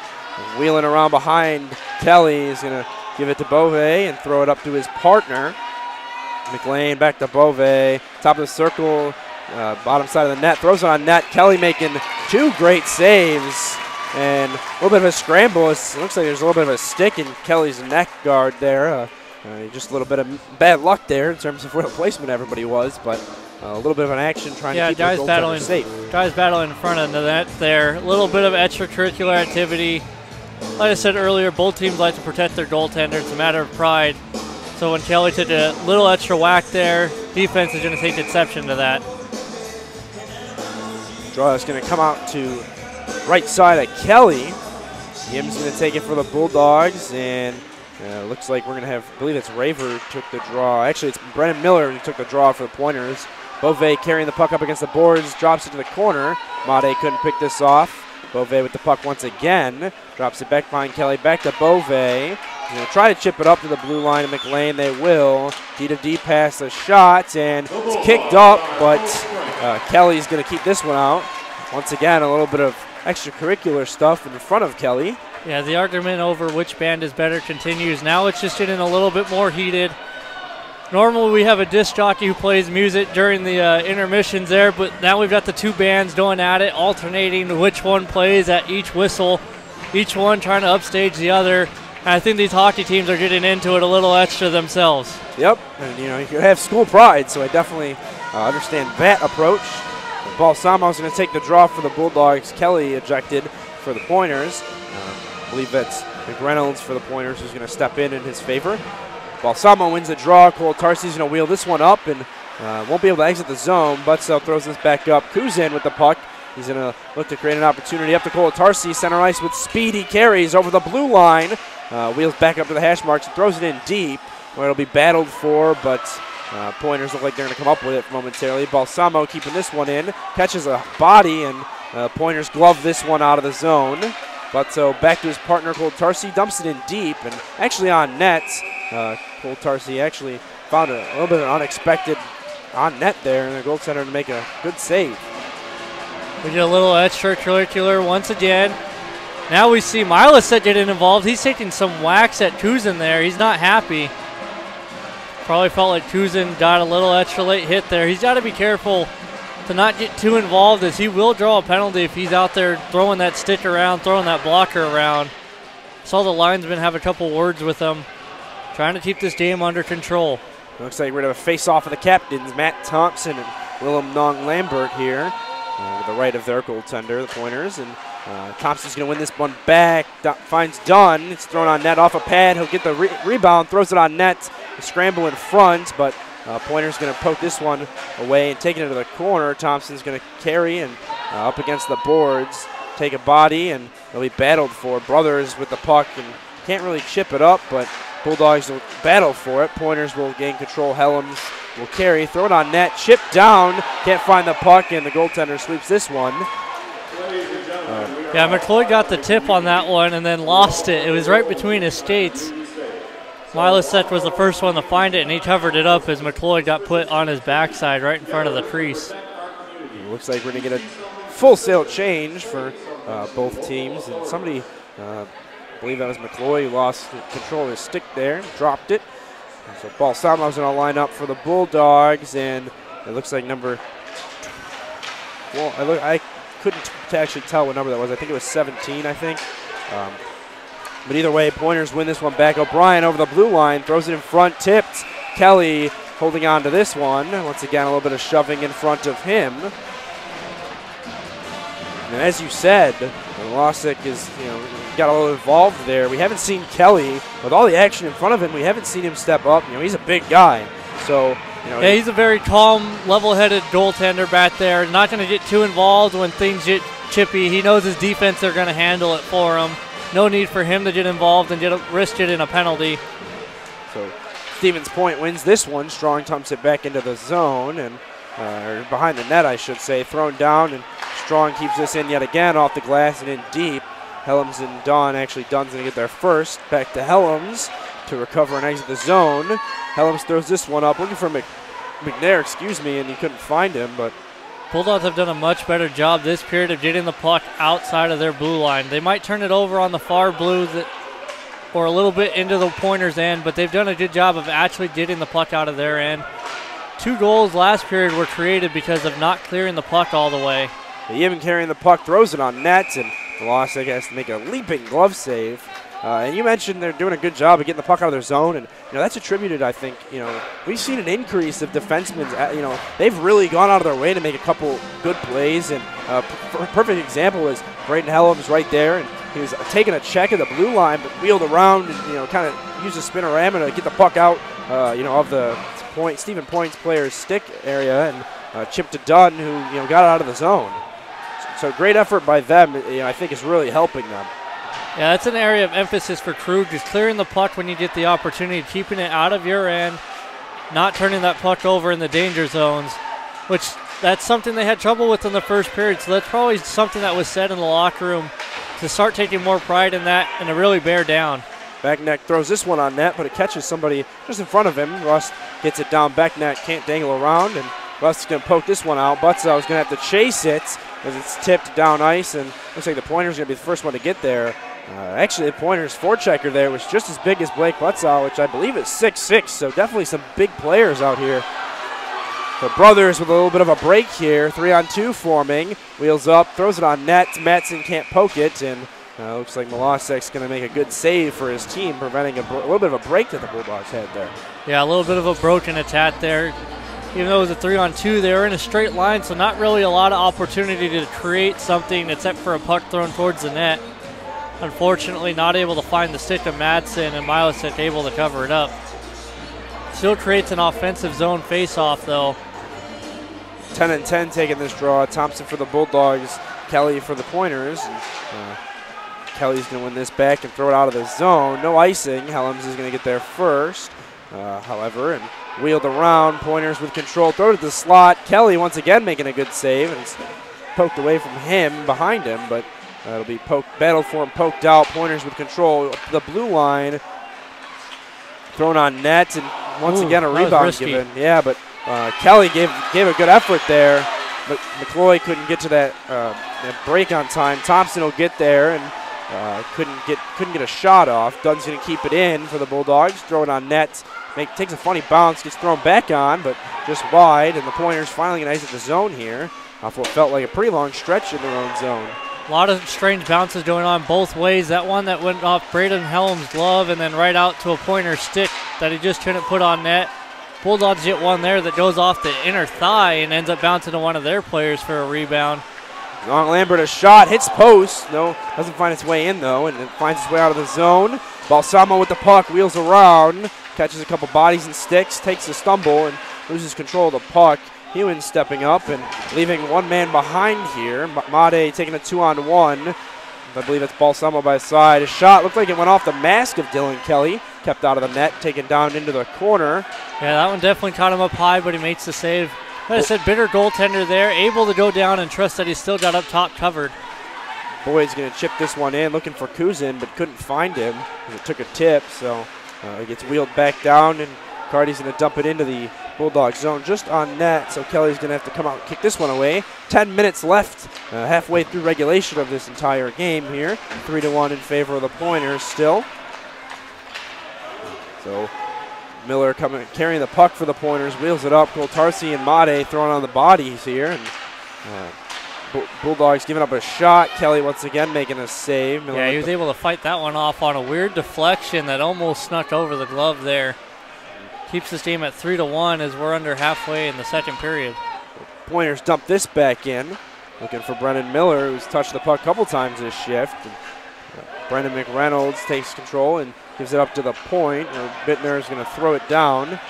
Miller again catching a couple bodies, courtesy of Balsamo and Made. He's thrown on Kelly, or thrown at Kelly. He makes a good save. Back to the slot, and Boyd's going to get it out of the zone. 9:10 left in the second. Just off net, so Bulldogs going to ice the puck here. Yeah, this is where we're seeing that long change take effect. Bulldogs stuck deep in their own end, not able to get bodies off while the Pointers were changing while on the attack. A little bit of a worn out Bulldogs line there, forced to ice the puck.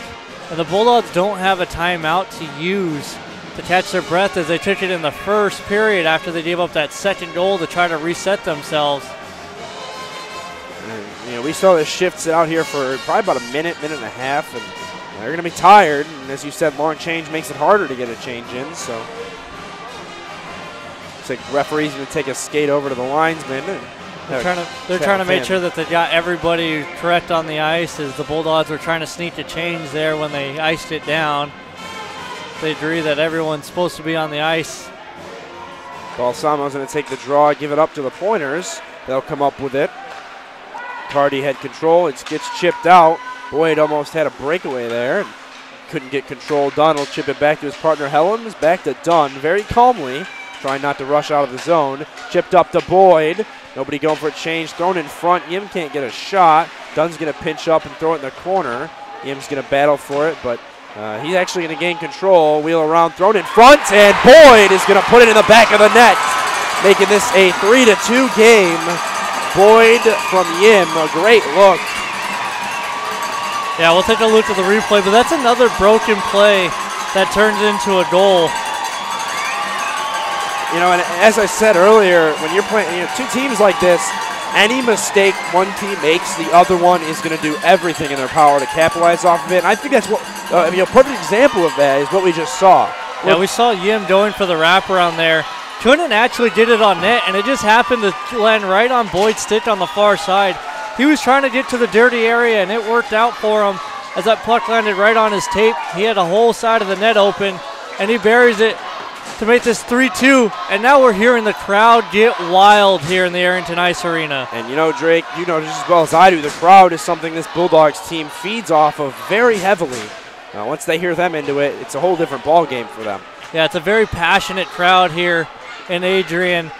They get loud. They love to support their team. They bring a lot of energy. Wisconsin-Stevens Point had done a great job of taking them out of the game by taking that 3-0 and then 3-1 lead. With that second goal, the fans are feeling that they're just one goal away from tying this game up, and they are giving the Bulldogs as much energy as they can. And there's nothing to say, no say for the Stevens Point fans, you know, they did a great job. Every time their team would score, just keep pumping them. So the fans here in Arrington definitely going to play a role here tonight in terms of morale. Bulldogs ice the puck again. I believe this is the same line that's been out there. They iced the puck before. So Yim's going to take this draw, and it looks like the Pointers are going to come up with it. Take it into their corner and battle for it.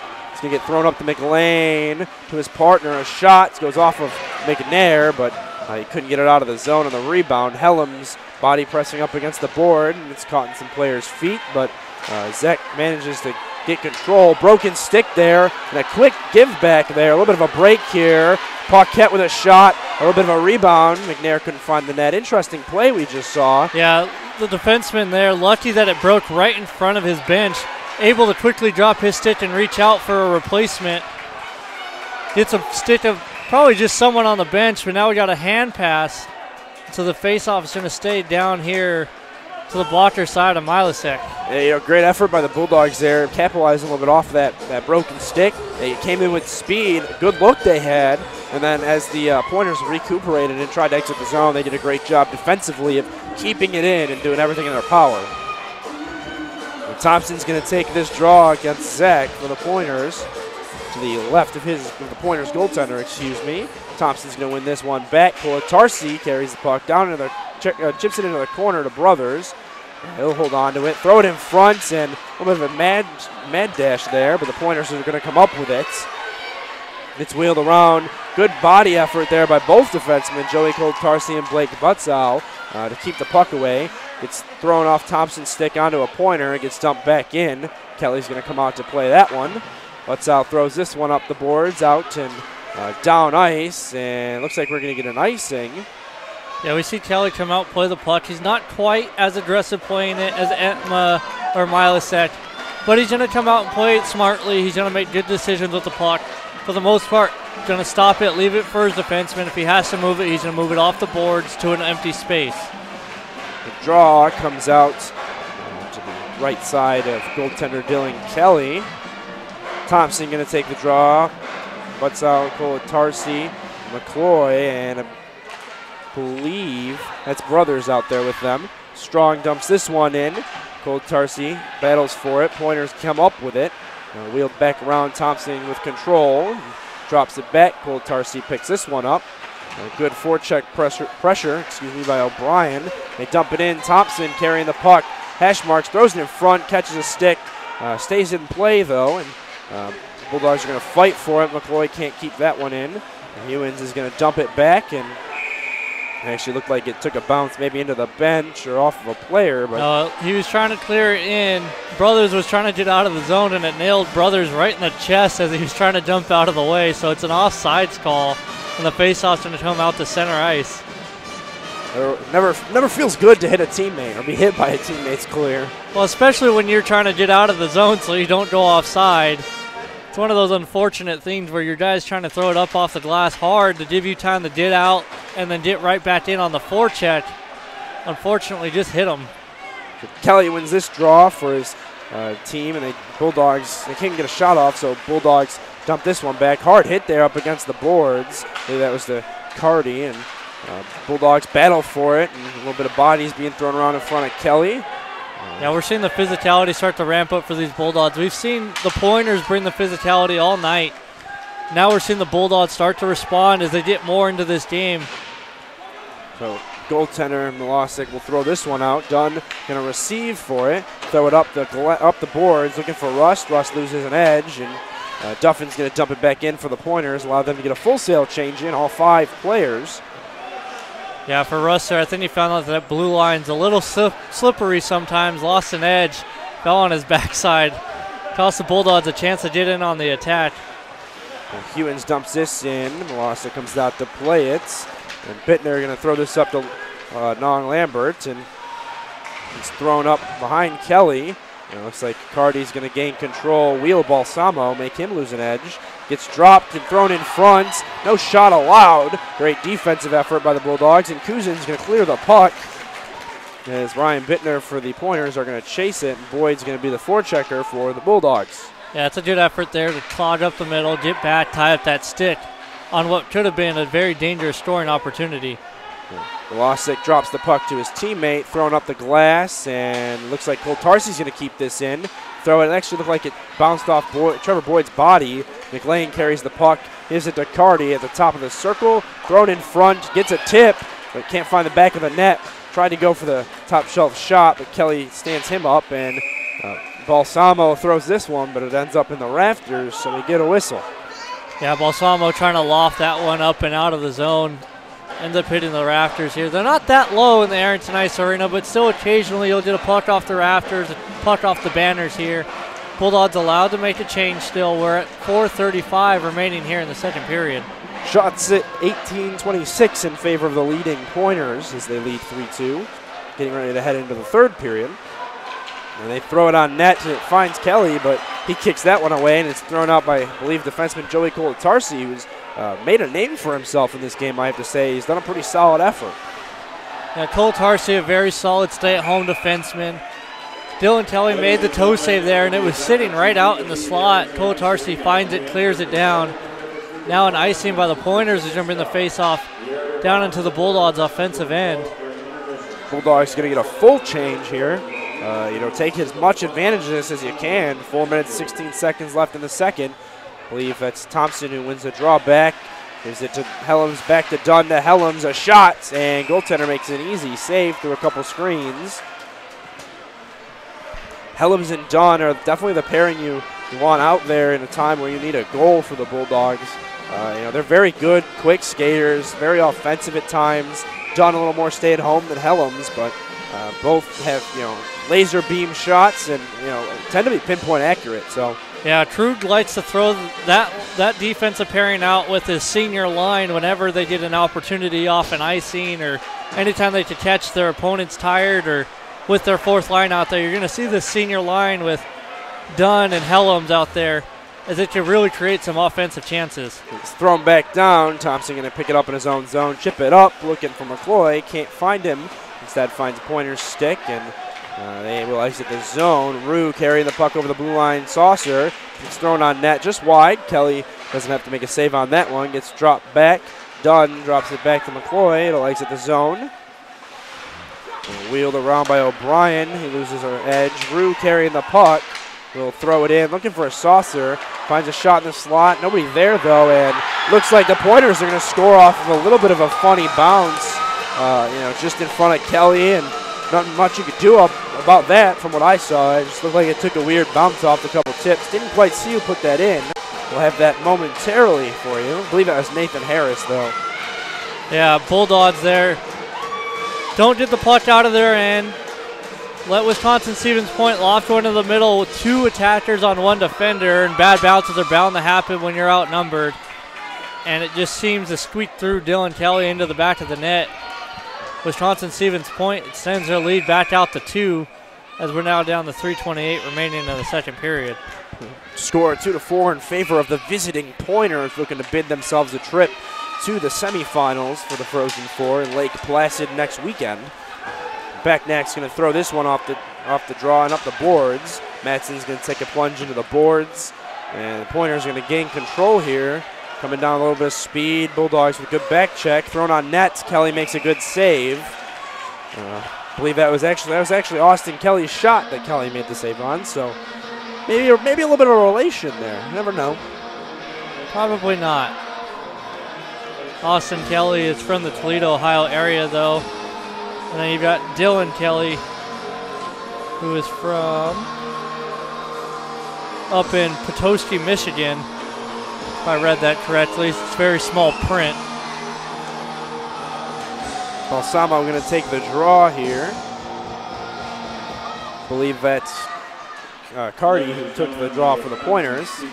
Bulldogs win it back. Boyd with a little bit of a break, but couldn't get it off. Goaltender coming out to play this one, and actually looks like Boyd taken to the ice as the goaltender took a stumble. Not quite sure if he caught a stick or a bad edge, but his helmet's off and he looks like he's a little bit in pain. Hope he's all right. Boyd got him a little bit. Boyd going by him, trying to get to that puck right as Milasek went to clear it around. And I don't know if he caught his skate with his skate or skate with his stick, but Mileset takes a fall. Struggling to get up here. Yeah, a little shaken up, lost his helmet, so I don't know if he hit his head on the ice or if he's trying to sell a call here. And it looks like captain's going to meet with the referees discussing the call, because as soon as that happened, we saw the referee's arm go up, obviously. You never a goalie's touched, you're going to see an arm go up. So hopefully he's all right, but crowd getting into it a little bit. But I don't think there was any bad intention with that. Yeah, I don't know if we have a replay of it or if we're going to get a replay of it, but from what I'm hearing from the fans and what they're yelling, it sounds like Boyd went to smack the stick out of Mileset's hands, and Mileset just decided to take a fall, but that could just be Adrian College fans here yelling. We'll take a look. He comes out to play the puck. Milasek actually looks like he'll be all right. Throws his it helmet looked like back Boyd on. either got the stick or got his leg with a slash, and he's selling it. Milasek definitely looks a little shaken up. He got caught in the soft part of the leg, most likely, right where there's no padding. It's going to sting, but I don't think we see it take any long-term effect here. Definitely worth the penalty, 2 minutes, not worth anything more than that. But it's going to get both of these teams fired up just a little bit. And Wisconsin-Stevens Point has to be careful to keep them heads on themselves and not try to retaliate for what just happened to Milasek. Now, if you're the Bulldogs in Europe, do you think it's a costly call for them? No. You get into the goalie's head a little bit. Take a whack at him. He takes a fall. He's going to feel the sting. But mentally, he's a little shaken up, a little mad now, a little flustered. You're trying to get whatever little edge you can. Bulldogs confident that they could kill this penalty. Madsen's going to take the draw alongside Carty. And Madsen's going to poke this back to the Pointers defenseman. Zek with the puck. Chips back up across, top of the right circle. A shot, and goes off of, I believe that was Helms' leg pad. Drop back to the corner. Nong Lambert with the puck drops it to Carty. Wheeled back up, and top of the circle, dangle around. Zek with control, back up to the blue line. Qualiala, and thrown back to Zek, cross ice, thrown, and goes just wide of the net, off the glass, and out of the zone. Helps the Bulldogs, a couple fresh legs on the ice there. Qualiala, good job of rushing back and grabbing that puck. Prevent a little bit of a break that they had. McNair grabs it for the Bulldogs, but is bodied up very quickly. We had 2 Pointers collide, almost traded an opportunity there. McNair would have been able to shake that defender. He would have had McCoy right in the slot. Nong Lambert takes a hard hit up against the boards as he dumps the puck in. Dunn wraps this one, and it comes flying out of the zone. Actually looked like it could have skimmed the referee's helmet a little bit. It's grabbed down by McCloy, but he couldn't keep it in the zone off the goalie's play. Zek with the puck, a shot, and Kelly couldn't hold that one. It seeped through and found its way to the boards behind him. Yeah, right through the legs of Butso. It's a big body to try to look through. A little bit of a strain, and it just snuck wide of the post outside of the toe of Kelly. O'Brien a shot. Kelly makes a good save, thrown out of the zone. And McLean going to seek to carry it. D-to-D pass, 23 seconds left on the penalty here, the Bulldogs. McLean carrying the puck, Yim chasing. Seek behind his own nets, and coming down here are the Pointers. McLean with the puck, and gets bodied by Mate. Good hit, O'Brien at the blue line. It carries it back down, and Butso using his big body to play it. Final minute of play here, and it's going to be a hand pass called as Miller, after taking that awkward fall into the corner, was trying to sweep it out from under himself, and the ref noticed that he played it with his hand. Good call. 2 seconds left here on the penalty to Boyd. Just under a minute left in the period. Look for the Bulldogs to win the draw and try to send one cross ice to Boyd, hopping out of the box. That's the play for them right now. Boyd going to be out very quickly here. Balsamo with the draw, and taking it against Carter Rue for the Pointers. Rue going to win this one. Dunn throws this up to the boards, but the Pointers going to make a smart defensive play and not go for the cross ice pass as Boyd came right out of the box there. Would have been dangerous. Kuzin carrying the puck, throws it up, looking for Boyd. Wheels across, but couldn't find Dunn. Instead finds Harris. thrown up, hard hit there as Dunn throws the body on, and player taking a second to get to his feet.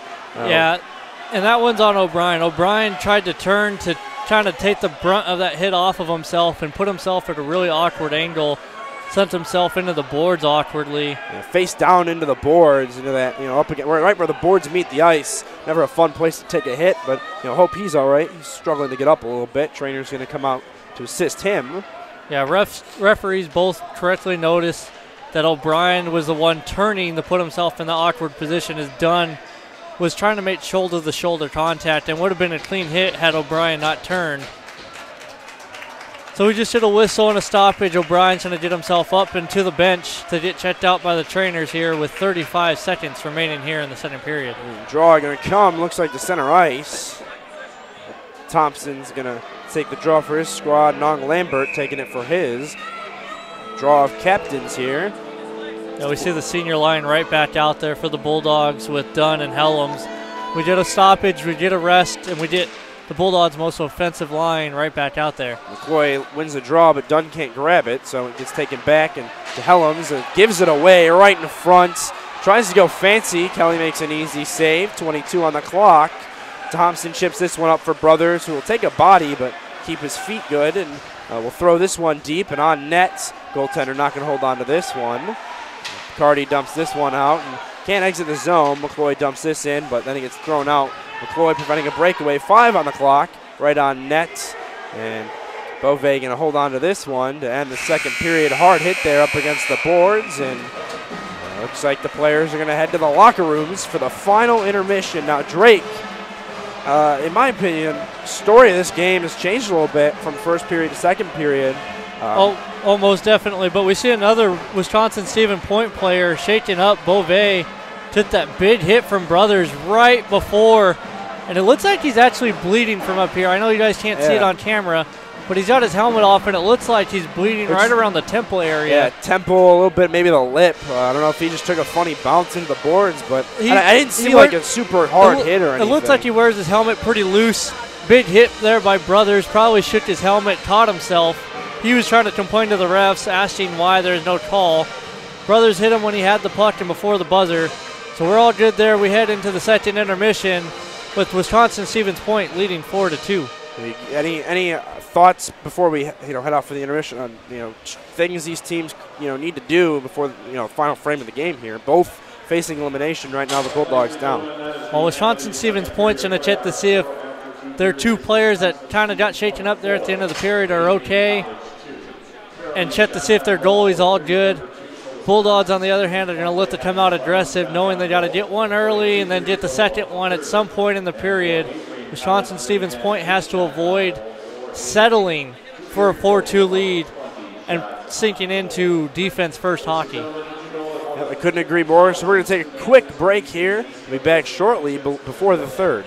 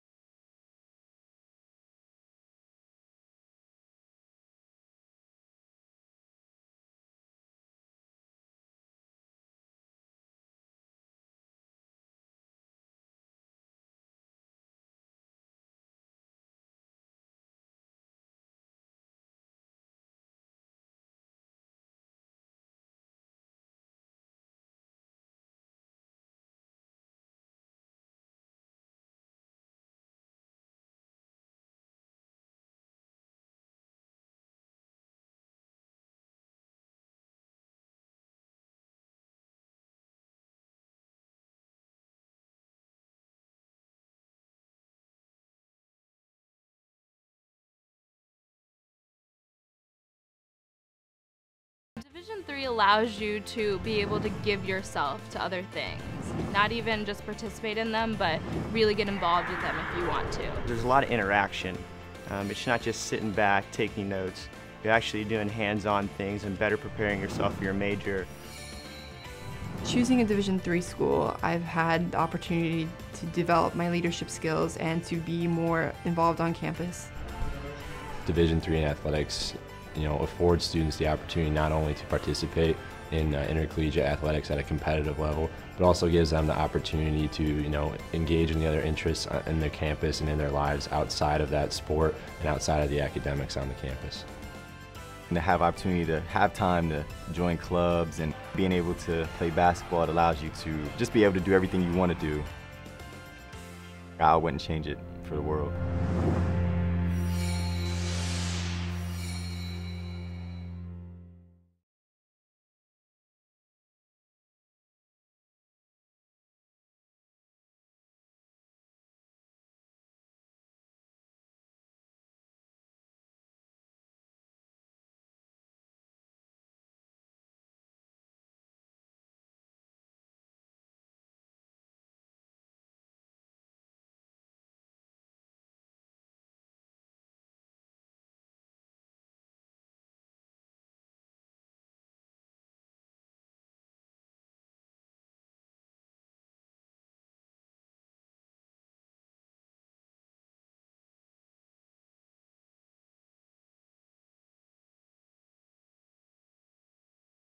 Division III schools offer academic scholarships instead of athletic scholarships. This really puts the focus that the student athlete needs to maintain that GPA. I did receive a non-athletic scholarship upon entering school.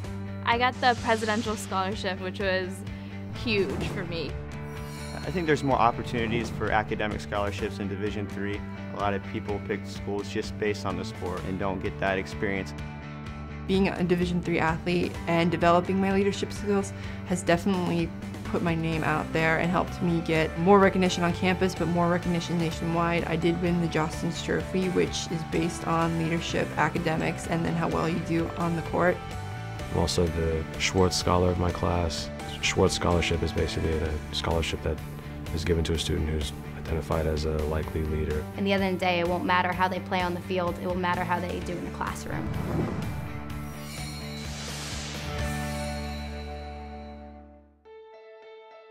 For the love of the game. That's what it's all about, they say.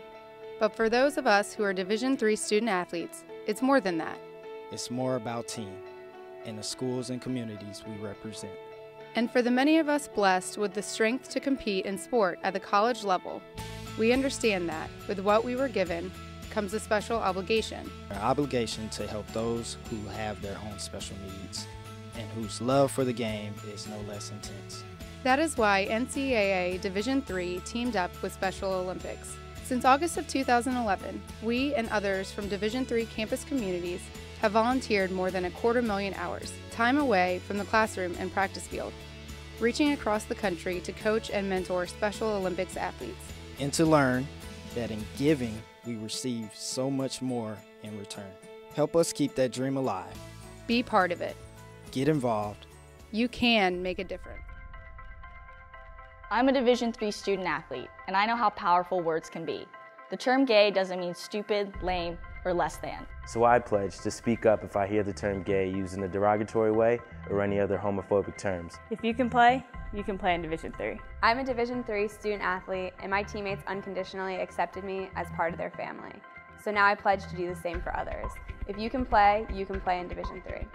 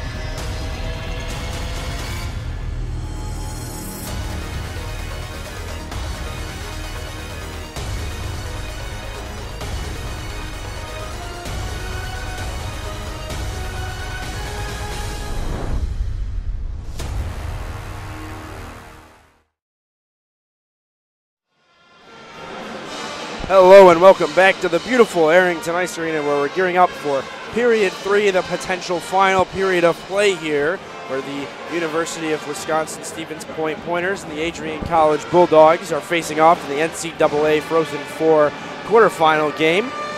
And the Pointers lead 4-2 here. Nick Rizzo alongside my partner Drake Kogel. Drake, what are you looking for to start the third period of action? I'm looking for the Bulldogs to bring that aggressiveness back that they had at the beginning of the second period. They got it to 3-2. They had things rolling, had aggressiveness going, getting it deep, getting an attack going.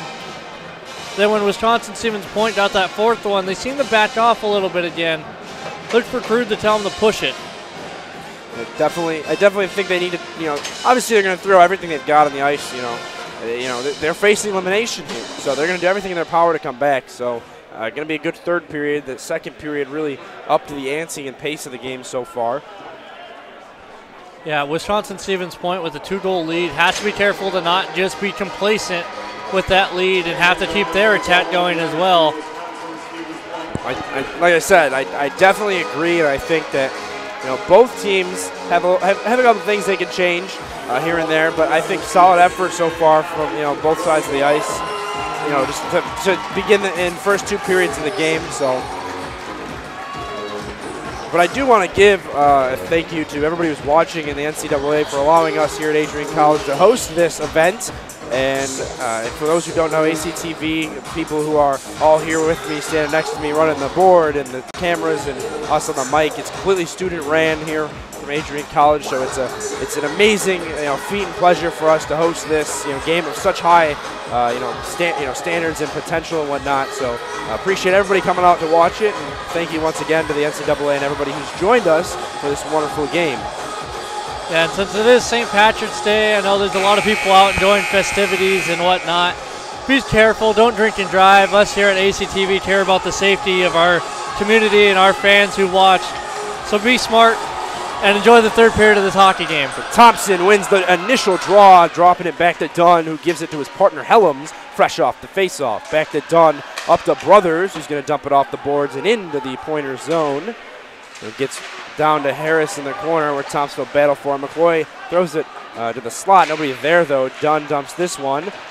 Thompson's going to battle for it, but the Pointer's going to come up with it. Nong Lambert's going to seek to get the puck out of the zone. Cardy carrying the puck. He'll dump it in and off the glass behind Dylan Kelly. Helms going to take the body, and possession of the puck goes to McCloy. Back to Helms from Dunn. So Bulldogs looking to generate here. Brothers tips this one. We don't get an icing. Lossek's going to stop the puck for his team and seek to carry it out. Pass it up, and pass is flubbed. Balsamo picks this one off, gives it to Boyd. Back down to Kuzin, tries to throw it in front. Good block there. Gets thrown back in front, and on net, goaltender making a good save. Lossek standing good there, making a great save for his team. Yeah, after 2 passing attempts trying to get it into the slot and having both of them come right back to him, Kuzin decides to just try to throw it in off the side of Milosek. Couldn't quite get the bounce that he wanted. It's held on for a whistle here. Offensive zone face-off for the Bulldogs. Balsamo winning this draw, but the Pointer's going to gain possession here. Miller dumps this one off. Butstow gives him a stand-up. Tarsi battling and tries to take the puck in the corner. Hard hit there, and penalty coming up to the Bulldogs. I believe that was Trevor Boyd. Yeah. So I believe it's the second time going to the box here. Hard hit there behind Kelly. Player looks like he's all right. He's just getting to his feet. Yeah, caught him a little off balance, facing the boards. Hit him a little bit from behind. Getting called for a cross check as he got sent sprawling into the boards and was a little slow to get up. Yep, and thankfully he's all right. Penalty you don't want to take it for the Bulldogs. 18:53 left in the game. You're facing elimination by 2 goals.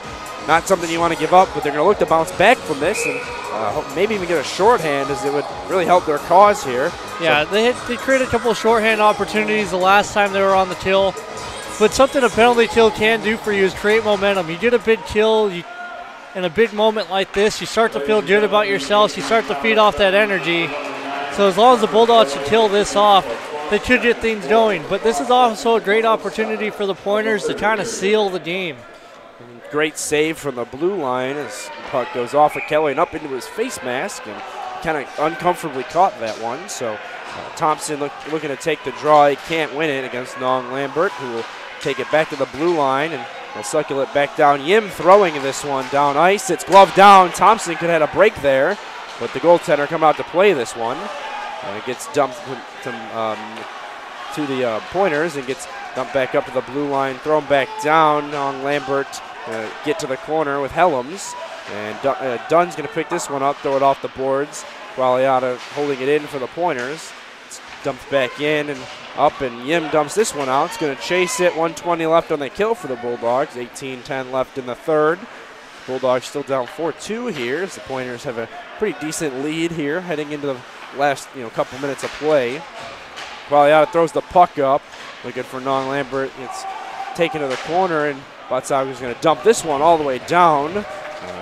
Did it all the way down ice. Milosek's going to come out to play it, and Bulldogs doing a good job of keeping this puck as far away from their net as possible. Pointers trying to get that puck deep and going after it, but every time the Bulldogs send it out, they're getting pressure full ice, even on this kill, and it's causing the Pointers to have a hard time to enter the zone with any type of possession or momentum. Miller's dangle there, trying to get around an Adrian defenseman, took a funny bounce and found its way into the glove of goaltender Dylan Kelly, who stands tall in his net and has done a great job here tonight in relief for Kevin Etma. Draw comes out to his right, where Yim is going to take the draw against Brennan Miller for the Pointers. Puck's dropped, and Pointers going to win possession of this one. Yim thrown to the ice. Tried to go for a D-to-D pass, couldn't. He gets thrown all the way down ice. Helms is going to throw it down. Thompson's going to be the first to get there, but Milosek is going to play that one up. So Pointers coming down. Dunn throws this one. Yeah, we're down to about 20 seconds left on the kill, and the Bulldogs 2 consecutive dumps down the ice. And they've done a great job just doing everything in their powers to get it out of the zone and cycle it a little bit, and keep things away from Kelly. So. Yeah, the Pointers have had a really hard time to set up anything this time around. All game long, we've seen them be able to get the puck deep, control it, set up their cycle. This penalty kill, they weren't able to do that quite as easily, creating a little opportunity there late on the power play.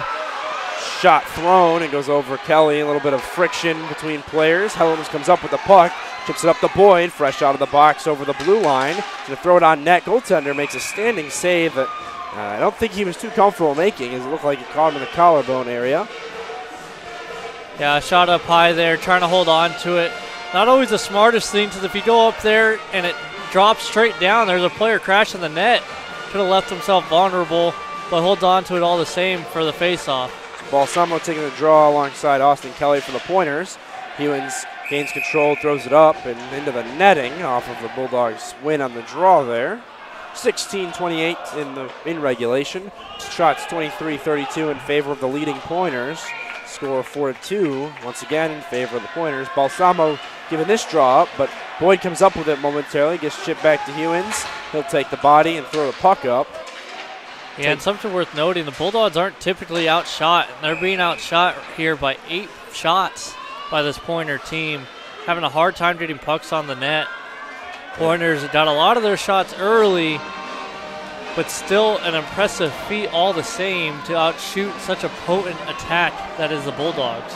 These teams very high ranking in national standings, and I believe as we entered the tournament, Bulldogs were number 2 and Stevens Point was number 4, I believe. Yeah, on both polls, Adrian was 2 and Wisconsin-Stevens Point was 4.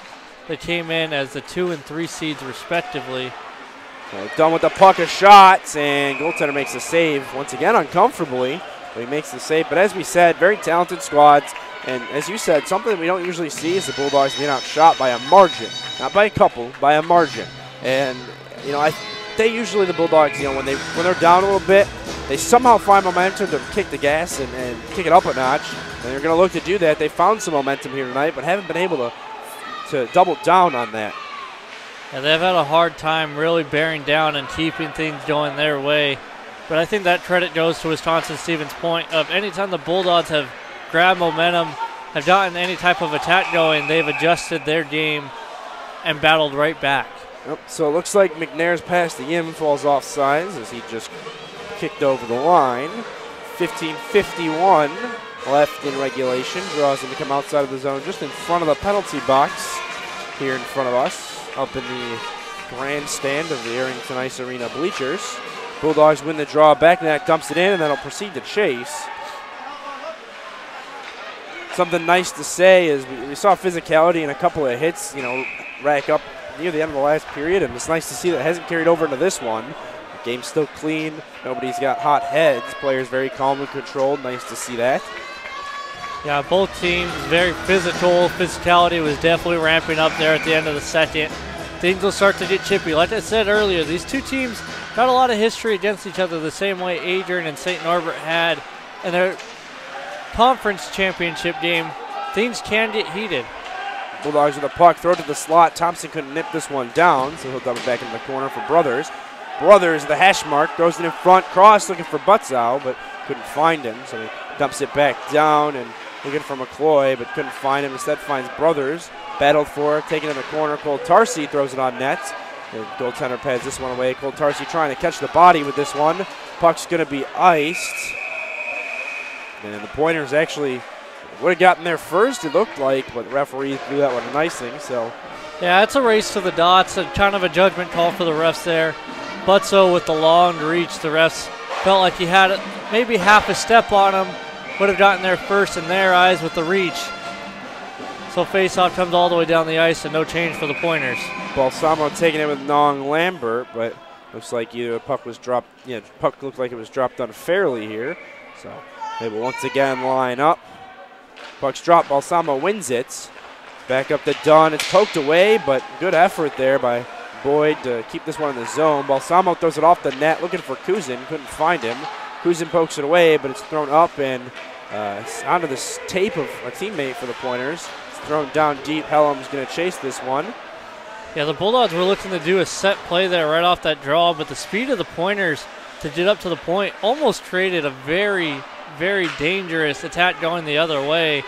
Bulldogs have to be careful of, even though you're trying to go for a set play, being smart and only going for it when you've really got the time and space to do it. Hellam's had a great crash to the net there. As I said earlier, you see these defensemen, especially in Corey Dunn and Braden Hellam's, pinch up and use their speed. He did a great job on that break and crashed straight to the net. Had a good opportunity. Unfortunately, couldn't find the back of the net.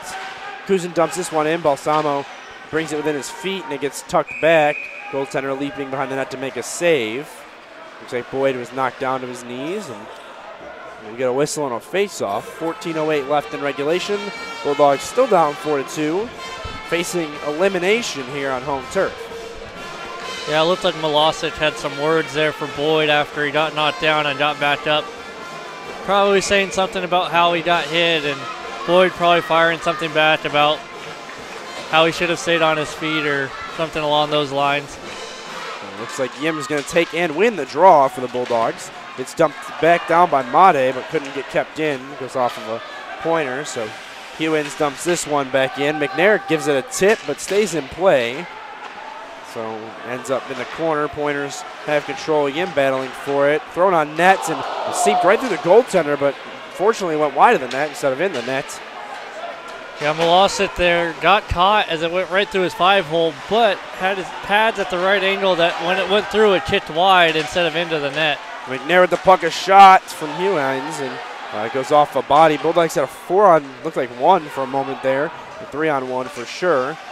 Cole Tarsi drops this one back to Hewins and gives it a slap, but McNair couldn't get it fully in the zone. Pops back out. Hewins gives it D to Cole Tarsi. 13-16 left in play to Hewins. Dump back up to Kyle Brothers.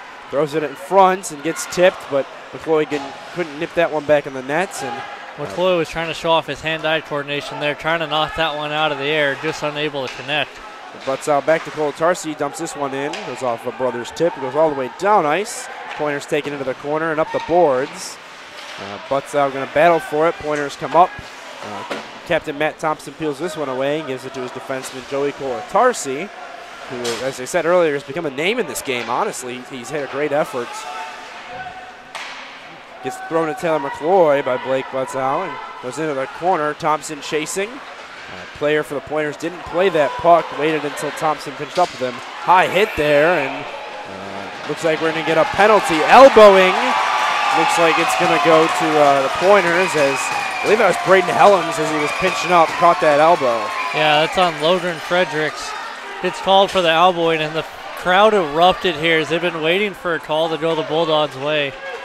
So this brings to the point, Bulldogs have, I have to say, I think they have a pretty decent power play this season. So yeah, this is their first one of the night. So we'll see if they can close this to a 1-goal game. Now that they did a power play opportunity, we've got Helms on the point there with Paquette. Balsamo, Kuzin, and Boyd up in front. So Kuzin chasing, but it gets dumped down, and Helms couldn't keep this one in. Actually played off of a high stick, I believe was the call. So we'll get a face-off here. Refs are trying to figure out where this face-off is going to be, and it's going to come all the way down into the Bulldog end as the last touch was in the neutral zone, so it moves back one zone from where the last touch was. So Bulldogs a face-off deep in their own end. Pointers only able to kill 7 seconds there. Balsamo and Kelly lining up for the draw here. Nobody next to Colatarsi, I believe that is. Balsamo wins this back to Colatarsi and take it deep into their own end. Helms with the puck. We've seen this defenseman skate up. He'll do it a little bit again. Chip it up to Balsamo, but puck gets dumped back out, but kept in. Looks like it's to find its way back to Balsamo. Colatarsi throws it on net. Gets a little bit of a tip, but finds its way to a pointer stick. Throwing all the way down ice. Kelly has to come out and play it. Chips this all the way down, looking for Boyd. He'll find him. Chip up to Kuzin. He'll wheel around, can't hold on. Gives it to Helms. It pops out of the zone. Helms using his body. Gives it to Colatarsi. Got 1 minute and 18 left on the power play here for the Bulldogs. Helms up to Balsamo, who comes in onside, wheeling with it, drops it back to Kuzin. In the slot, a shot, goes through a couple screens, can't find the net. Boyd gains control of it and tries to chip it. He can't do so. Bulldogs are having a hard time getting shots through cleanly to the net. Everything's going off a body, whether it's their own tip or a pointer body as they're getting bodies into the lane. Having a hard time, and right there, good cross-ice pass, but unable to connect cleanly on the shot. Boyd and Balsamo fighting for it. Pointer's going to come up with it, throw it all the way down. 41 seconds on the kill for them. Kelly comes out, plays for the Bulldogs. Good full sail change here for them. 11:03 left in regulation, nearing the final 10 minutes of play in this game. Dunn drops it back to Brothers. He's going to pinch up over the line and throw behind the net. Actually almost went right in front off of a bounce. Battled for behind the nets. And it looks like it's just going to get caught up in some skates. Pop out, McCloy fighting for it. Yim can't glove it down. Pointers will exit the zone. And if the Bulldogs are quick, they can get one more opportunity, but it doesn't look like they're going to do so. Yeah, 9 seconds left here. Just trying to make sure that the guy coming out of the box doesn't intercept the puck and hurt them. Done a great play there. Pitched up and went right around forward there, or defenseman, I should say, for the Pointers. Yeah, we're about to full strength hockey here, and we're halfway through the last period of regulation. Bulldogs still trailing 2. It's thrown down ice by Matson. No icing as it was tipped. McCloy throws it. Matson with control. And the corner throws it up for back net. Catches a body, and the Pointers will once again clear the zone. Cardy with the puck, and will give it up to assistant captain Blake Butzow of the Bulldogs, and gets thrown all the way back down ice. Tarsi gains control of this one, chips up the back net, catches a tip, no icing, and ends up in the corner. Rust there first, back to back net. One of the grittier forwards there for them. The Bulldogs have done a great job of keeping Cardy off the boards for the Pointers, limiting the attack that comes from normally the top line of the Pointers. Unfortunately for the Bulldogs, the Pointers have some depth, and they're tapping into that depth tonight as their secondary scoring has put up all 4 of the goals tonight. Reading an article about this game heading into tonight, I actually read it last night, and it did say the depth of the University of Wisconsin-Stevens Point's bench is a huge asset for them. They don't just rely on one player in the sense, or one line in the sense of Cardy and his line, but they instead work to get everybody in and get good depth among their entire roster. So McNair dumps this one off the backhand down ice, and Yim's going to chase it. Gets thrown to the ice, but the Pointers come up with it. Wheel behind their own goaltender. 9:12 left on the clock. It's wheeled up and out of the zone. McNair with the puck.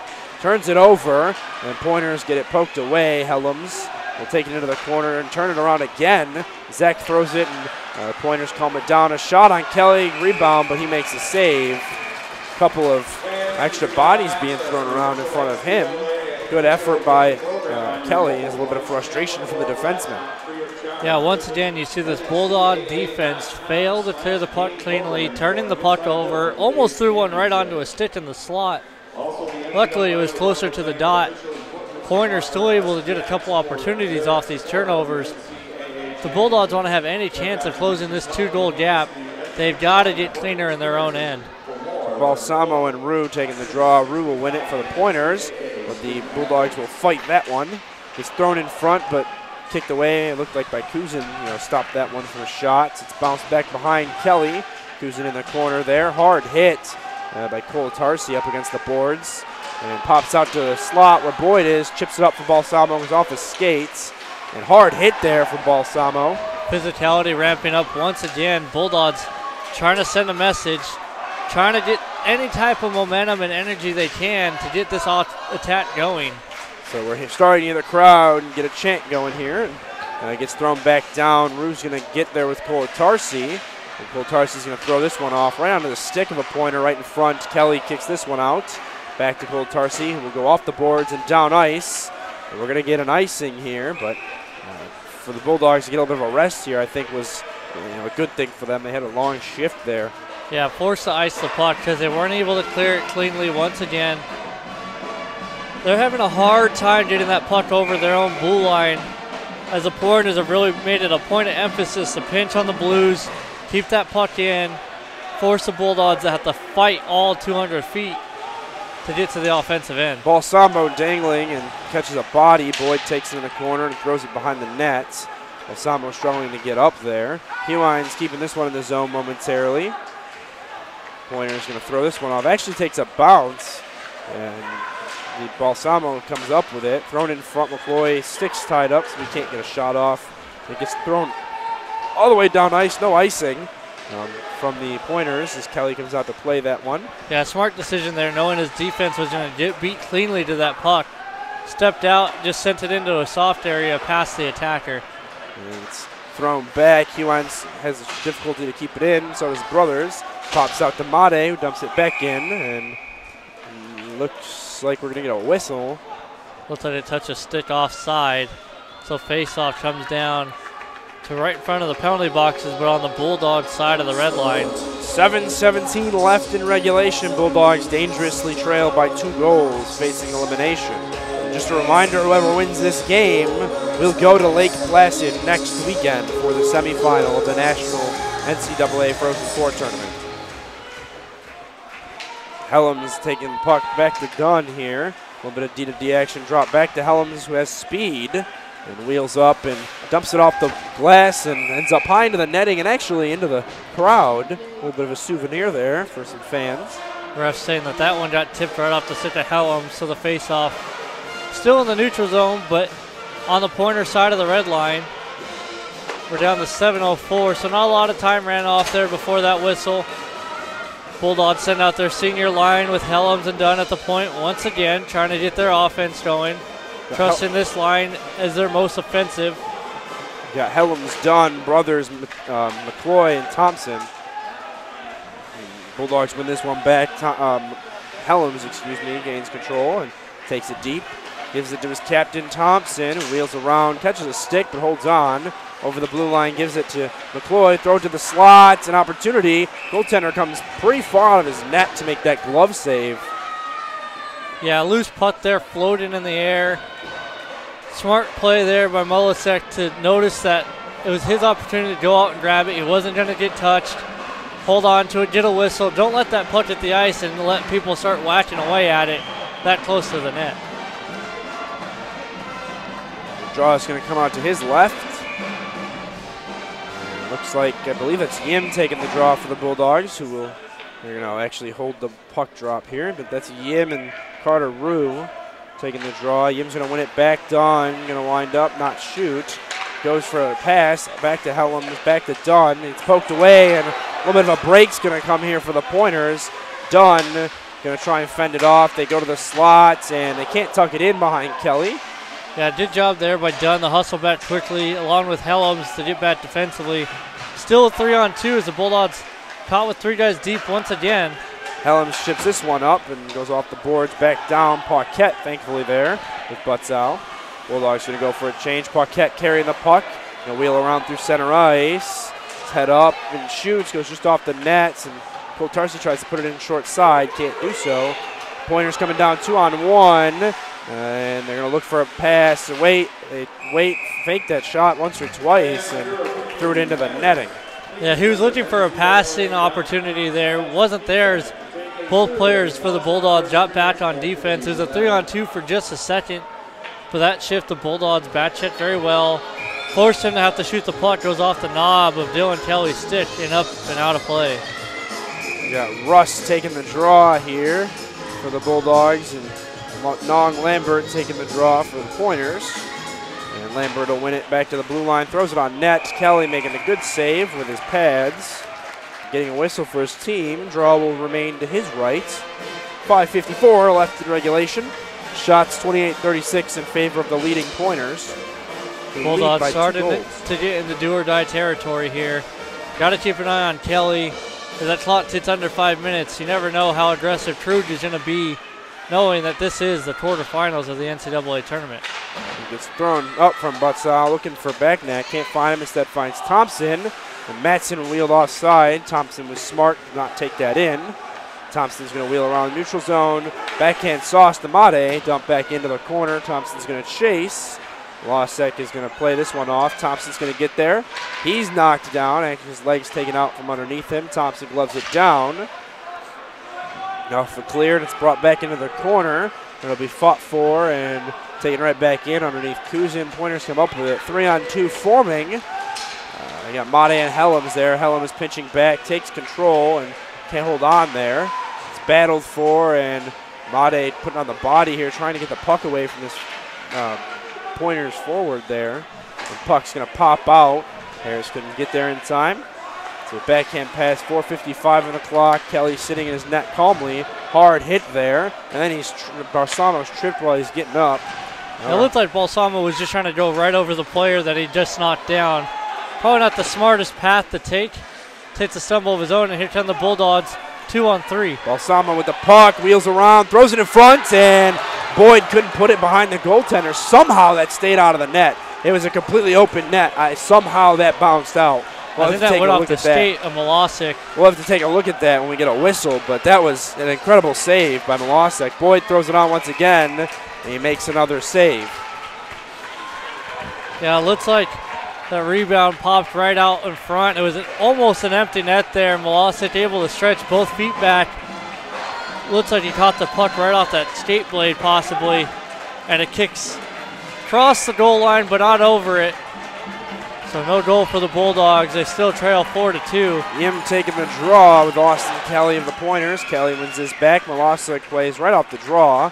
Moves it around McCloy there, battling for it alongside Brothers. It's dumped out and then kicked back in by Joey Coltarsi and was thrown into the bench into their own bench by the Pointers.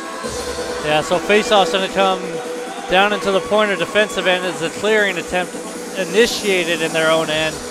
And even though it went straight into their bench, they're able to get a change with the faceoff to the blocker side of Milosevic. Looking at Dylan Kelly and the coaching staff, and nothing being said there, so and keep an eye on that situation. Thompson taking the draw alongside with his partner, number 10, Austin Kelly from the Pointers. Thompson wins it forward, but the Pointers will take this one. It's dumped back down, and the puck is iced by the Pointers. Face off, same place. Do it once again.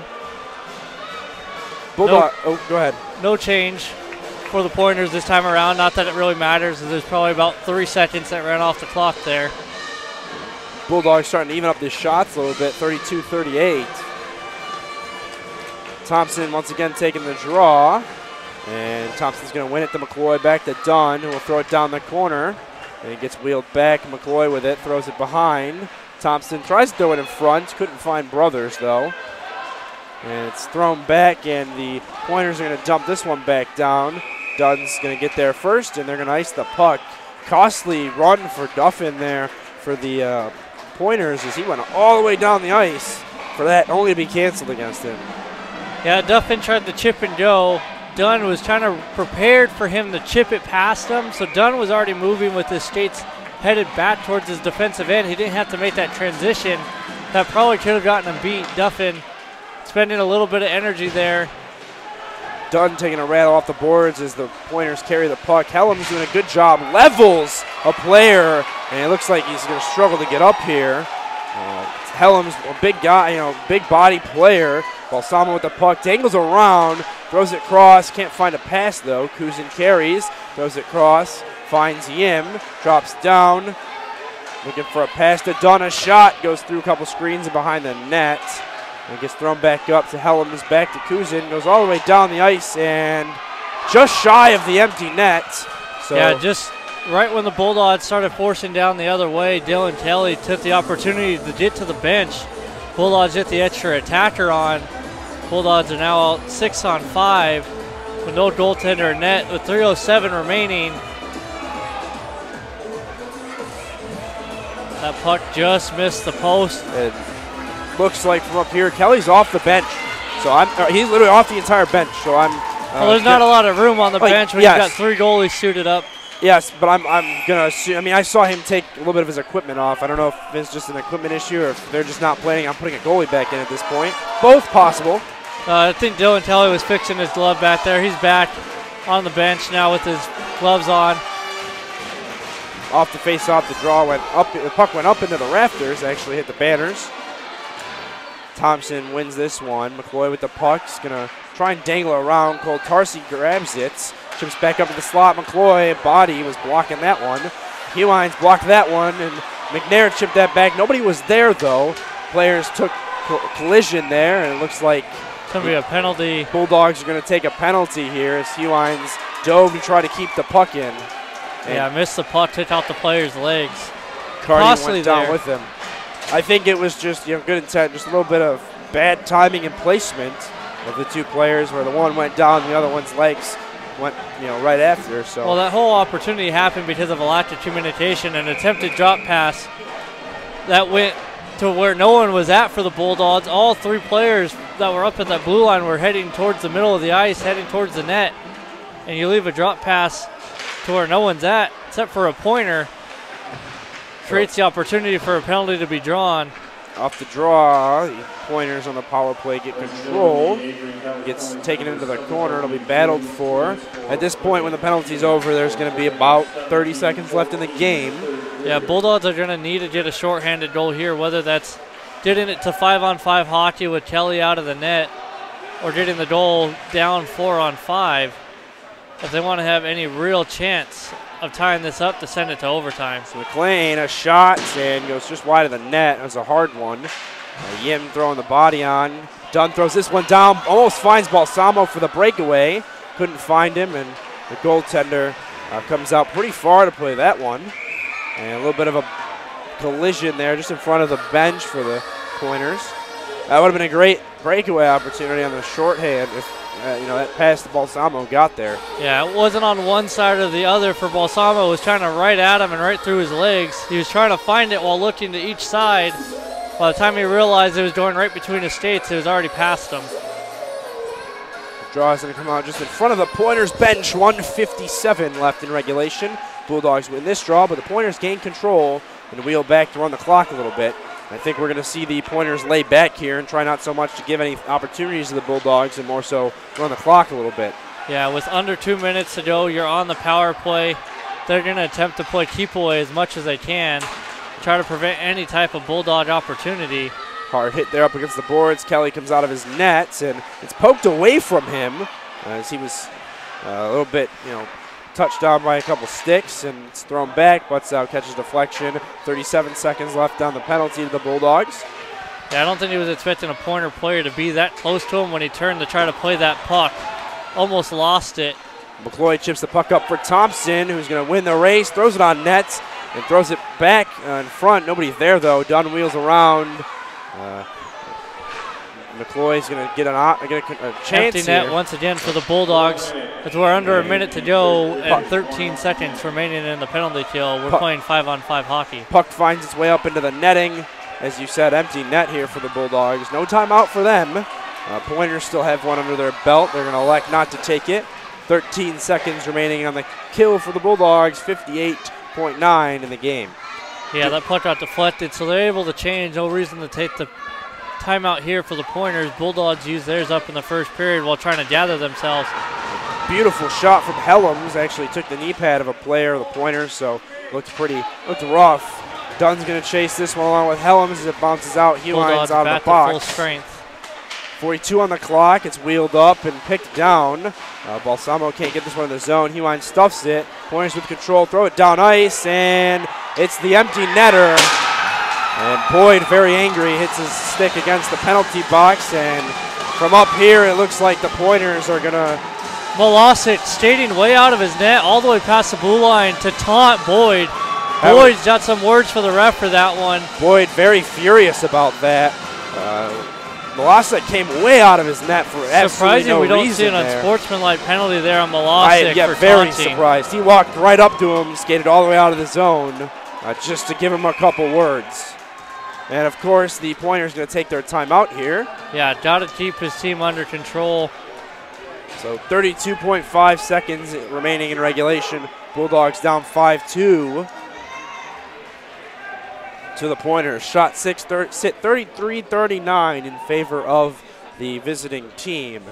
And, you know, as of right now, not looking like the Bulldogs going to be able to pull off, unless it's by some miracle, a 3-goal recovery. But they've had a tremendous season, so I don't think that if they do lose this game, I don't think it's anything to be, to be shameful of. They've come really far, had a great season, went on a great streak. I believe it was 16 games. So plenty to celebrate if you're the Bulldogs for the season. If they cannot come back for this game. Yeah, Bulldogs had a great run, had a good winning streak going until they lost in their conference championship game to St. Norbert. They run into a Pointers team that they had trouble with in the regular season. And the Pointers just proving that they're a little too fast for the Bulldogs. Something Bulldogs all year have been a very fast team and taking pride in that. Just outworked a little bit here tonight. And it looks like Kelly's going to go to the bench, so we get an empty net again. McCloy with the puck to Brothers. Throws it on net, but Milosic holds on to that one. Chippiness as usual. Ramping up once again. Now with 26 seconds left. We've seen bad blood rise between these two teams before in the past. Like I said, the last time these two teams met in 2016 when Wisconsin-Stevens Point eliminated the Bulldogs, there were some consequences that came out of that game that followed into the next season because of all of it. Puck's thrown all the way down ice off a glove, and another empty netter for the Pointers from Duffin. No goal, it looks like they're going to say, though. No goal, it was swatted by a hand. So score going to sit 5-2, 19 seconds. Impressive to be able to knock it with your glove that far and keep it on net, though. Went all the way down ice. One slot into the other net, so draw taken by Thompson. Dunn going to pinch up, try to win this one. He can't gain control. Thompson throws it in front. Balsamo with the puck. Back to, I believe that was Helms who got control, and it was thrown out. And we've got 5 seconds on the clock. McCloy with the puck. And as of the end of the game, the University of Wisconsin Stevens Point Pointers have eliminated the Adrian College Bulldogs from the NCAA tournament, and the Pointers will be making a trip to Lake Placid. Yeah, it was a good high-intensity game. Bulldogs a little slow to get into it. Some unexpected goals given up there by Anthem caused Dylan Kelly to step into the net. He only gave up one while he was in the net. The last goal came empty netted. Both teams lining up, getting ready for the handshake here. And Bulldogs, lots of seniors on that squad. Obviously some emotions running through here. Some especially for goaltender Dylan Kelly, who played a great game and is also a senior. Standing ovation here for both squads. As fans from both ends of the ice are standing, applauding the effort here. Yeah, it was a hard-fought game by both teams. Just Pointers came in and looked like they wanted a little bit more. You see Molosset being told by his coach something, probably something along the lines of keep it under control. Like we saw, he came all the way out to the blue line to have some words. But nothing but respect in the handshake line after a tough-fought game. And both teams, great effort for the night. And, as I said, even though the Bulldogs did lose this game, there's a lot to look forward to next year, and they had a great season. So nothing to be ashamed of, and even though they're not going to Lake Placid for the semis, definitely a lot to take from this season. But Drake, any final thoughts here? Bulldogs fought well. Tough to see their season end for them and all their seniors. Great job by Wisconsin-Stevens Point. They're going to go on. Their team is very dangerous with all that speed, as we saw tonight. The Bulldogs were the number one ranked team almost all year, and they did upset here by Wisconsin-Stevens Point, so keep an eye on them as they go forward in the semis. Right after this, if you stay tuned, we'll have the post-game press conference after both teams get ungeared. Before we head out, I do want to say thank you once again to everybody who's tuned into this game and all season long for everybody here at ACTV. We thank everybody who's tuned in, and especially the NCAA for allowing us the privilege to host this game. Nick Rizzo, Drake Kogel, have a good evening, everybody. Stay safe.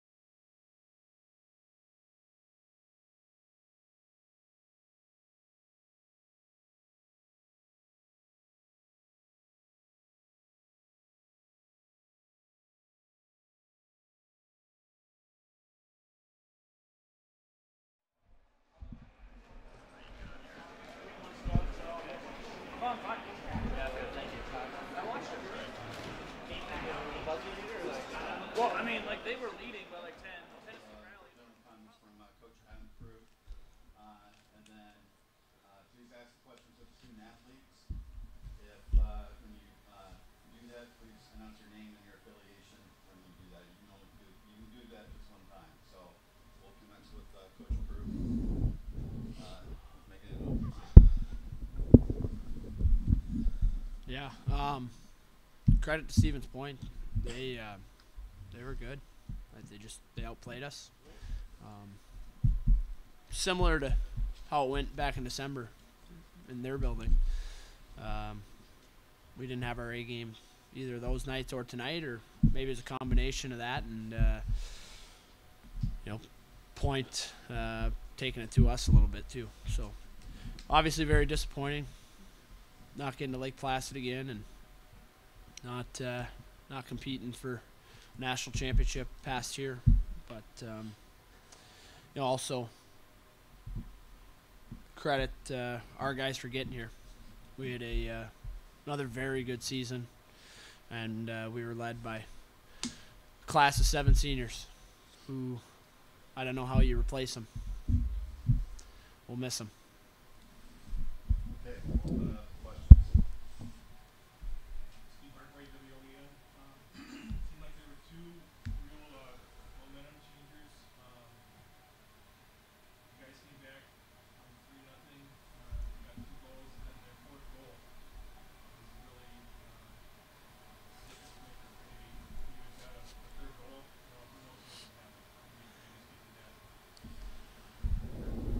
Yeah, when we made it 3-2, I felt really good about our chance. I think our bench was uplifted, and I think there was a ton of belief at that time.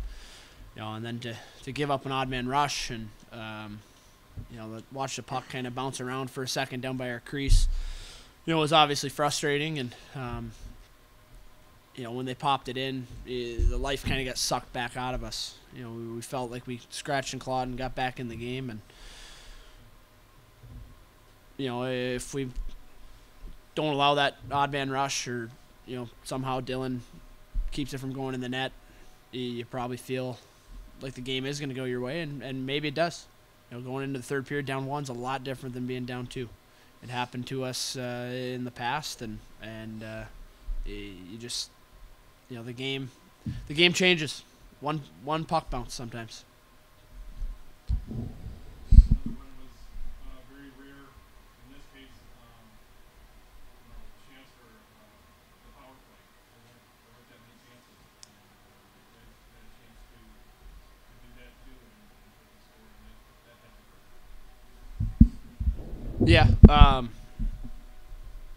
Yeah, not much special teams, which is I thought there'd be a lot with this officiating crew. We've seen them a bunch, and it's been a lot of games with a lot of penalties called.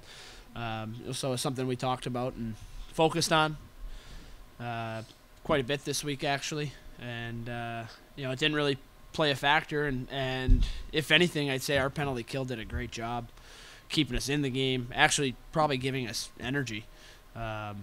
It's something that's happened all year, and these two guys to my right, Taylor and Matt, have been a huge part of that.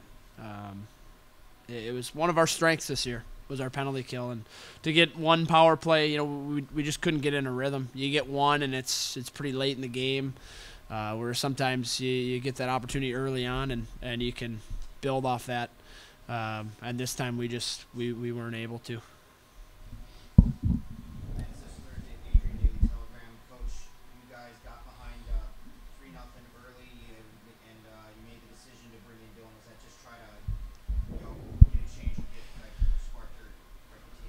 Well, it's twofold. It's one, you got to send some type of message, and two, Kevin was a little off. The first goal that went in, backhand. You'd like to see him get that one, but backhands are tough on goalies. They're sneaky. And then the second one kind of went through Kevin, and the third one was from below the goal line, kind of bounced around, and I didn't even see it go in. I just saw the red light. So that was disappointing, but we needed to get something going, and I think bringing Dylan in was definitely the right decision. It got us a little bit of life, and Dylan played fantastic. I was really happy with the way he came in and played. And as a follow-up, Dylan, can you kind of talk about what you saw on the ice and how you played? Sorry.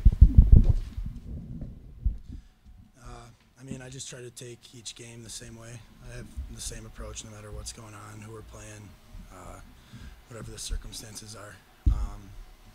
And I always try to prepare myself to be ready to go whenever, whether I'm starting or not. So I don't know, it really wasn't much different for me going in. It was just another day at the office, I guess. So just try to keep things simple, track the puck early, and I like to try and play big and boring, I guess you could say. Not a lot of rebounds, control what I can control, and just keep the game simple. We can have questions with student athletes. Matt, when you look back at, or Matt, look back at this season, you guys had a phenomenal run this year, phenomenal career. How do you summarize, your time here at Adrian? Time as a career, I guess, second to none. This program, I can speak on everyone's behalf, all 7 seniors this year. It means everything to us. Every guy in that room this year wouldn't have changed a single thing. We would have gone to war with them over anybody. Like Coach said earlier, it was a hell of a year. Rattle off 16 straight, #1 for that long. I guess at the end of the day, didn't get it done, which stings. But, really proud of the 7 seniors, 6 seniors and myself, I guess. The career we were able to put together, and then every guy in the room, can't really thank them enough for the time. President Docking, Athletic Director Mike Duffy, Coach Krug, all that. They, I guess you say they took a chance on us, and we're extremely grateful for it, yeah. Coming off what Matt said, second to none. I mean, you come in here, new program, nobody's done it before, you try to be that guy. And coming from the teams before us, the seniors our freshman year, we had 10 of them. I mean, coming into our sophomore year, junior year, we thought we had the team to do it. And it stings every year, but obviously this one stings a little bit more with us ending our career here. It's tough, but I love this program, and I don't think I'd be the person I am today without coming here. All right. Thank you, Adrian. Thanks.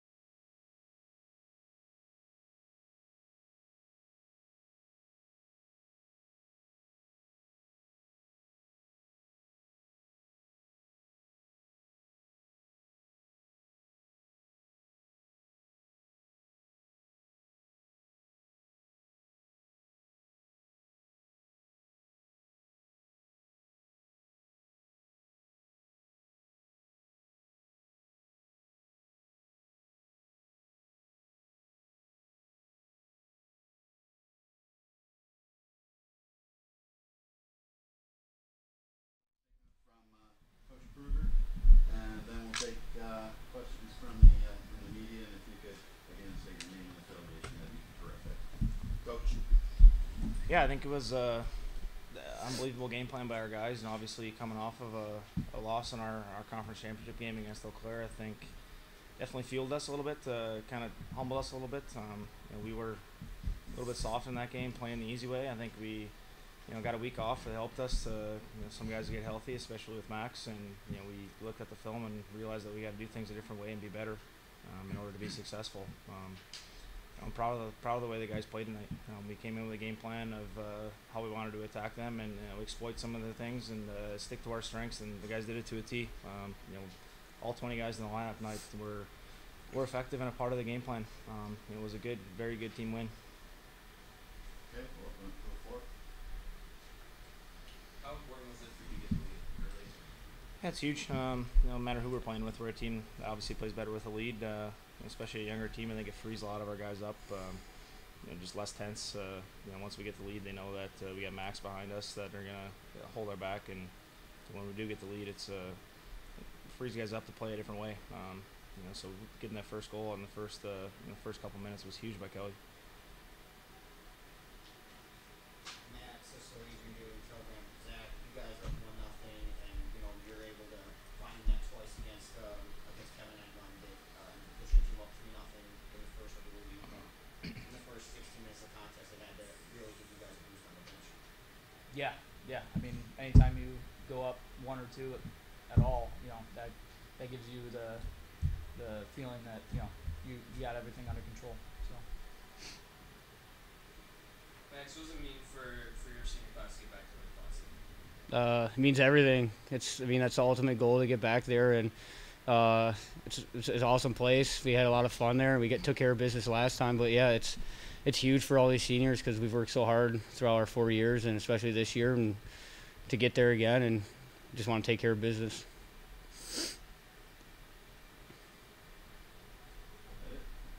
Okay, thank you, Stephen. Yep, thank you.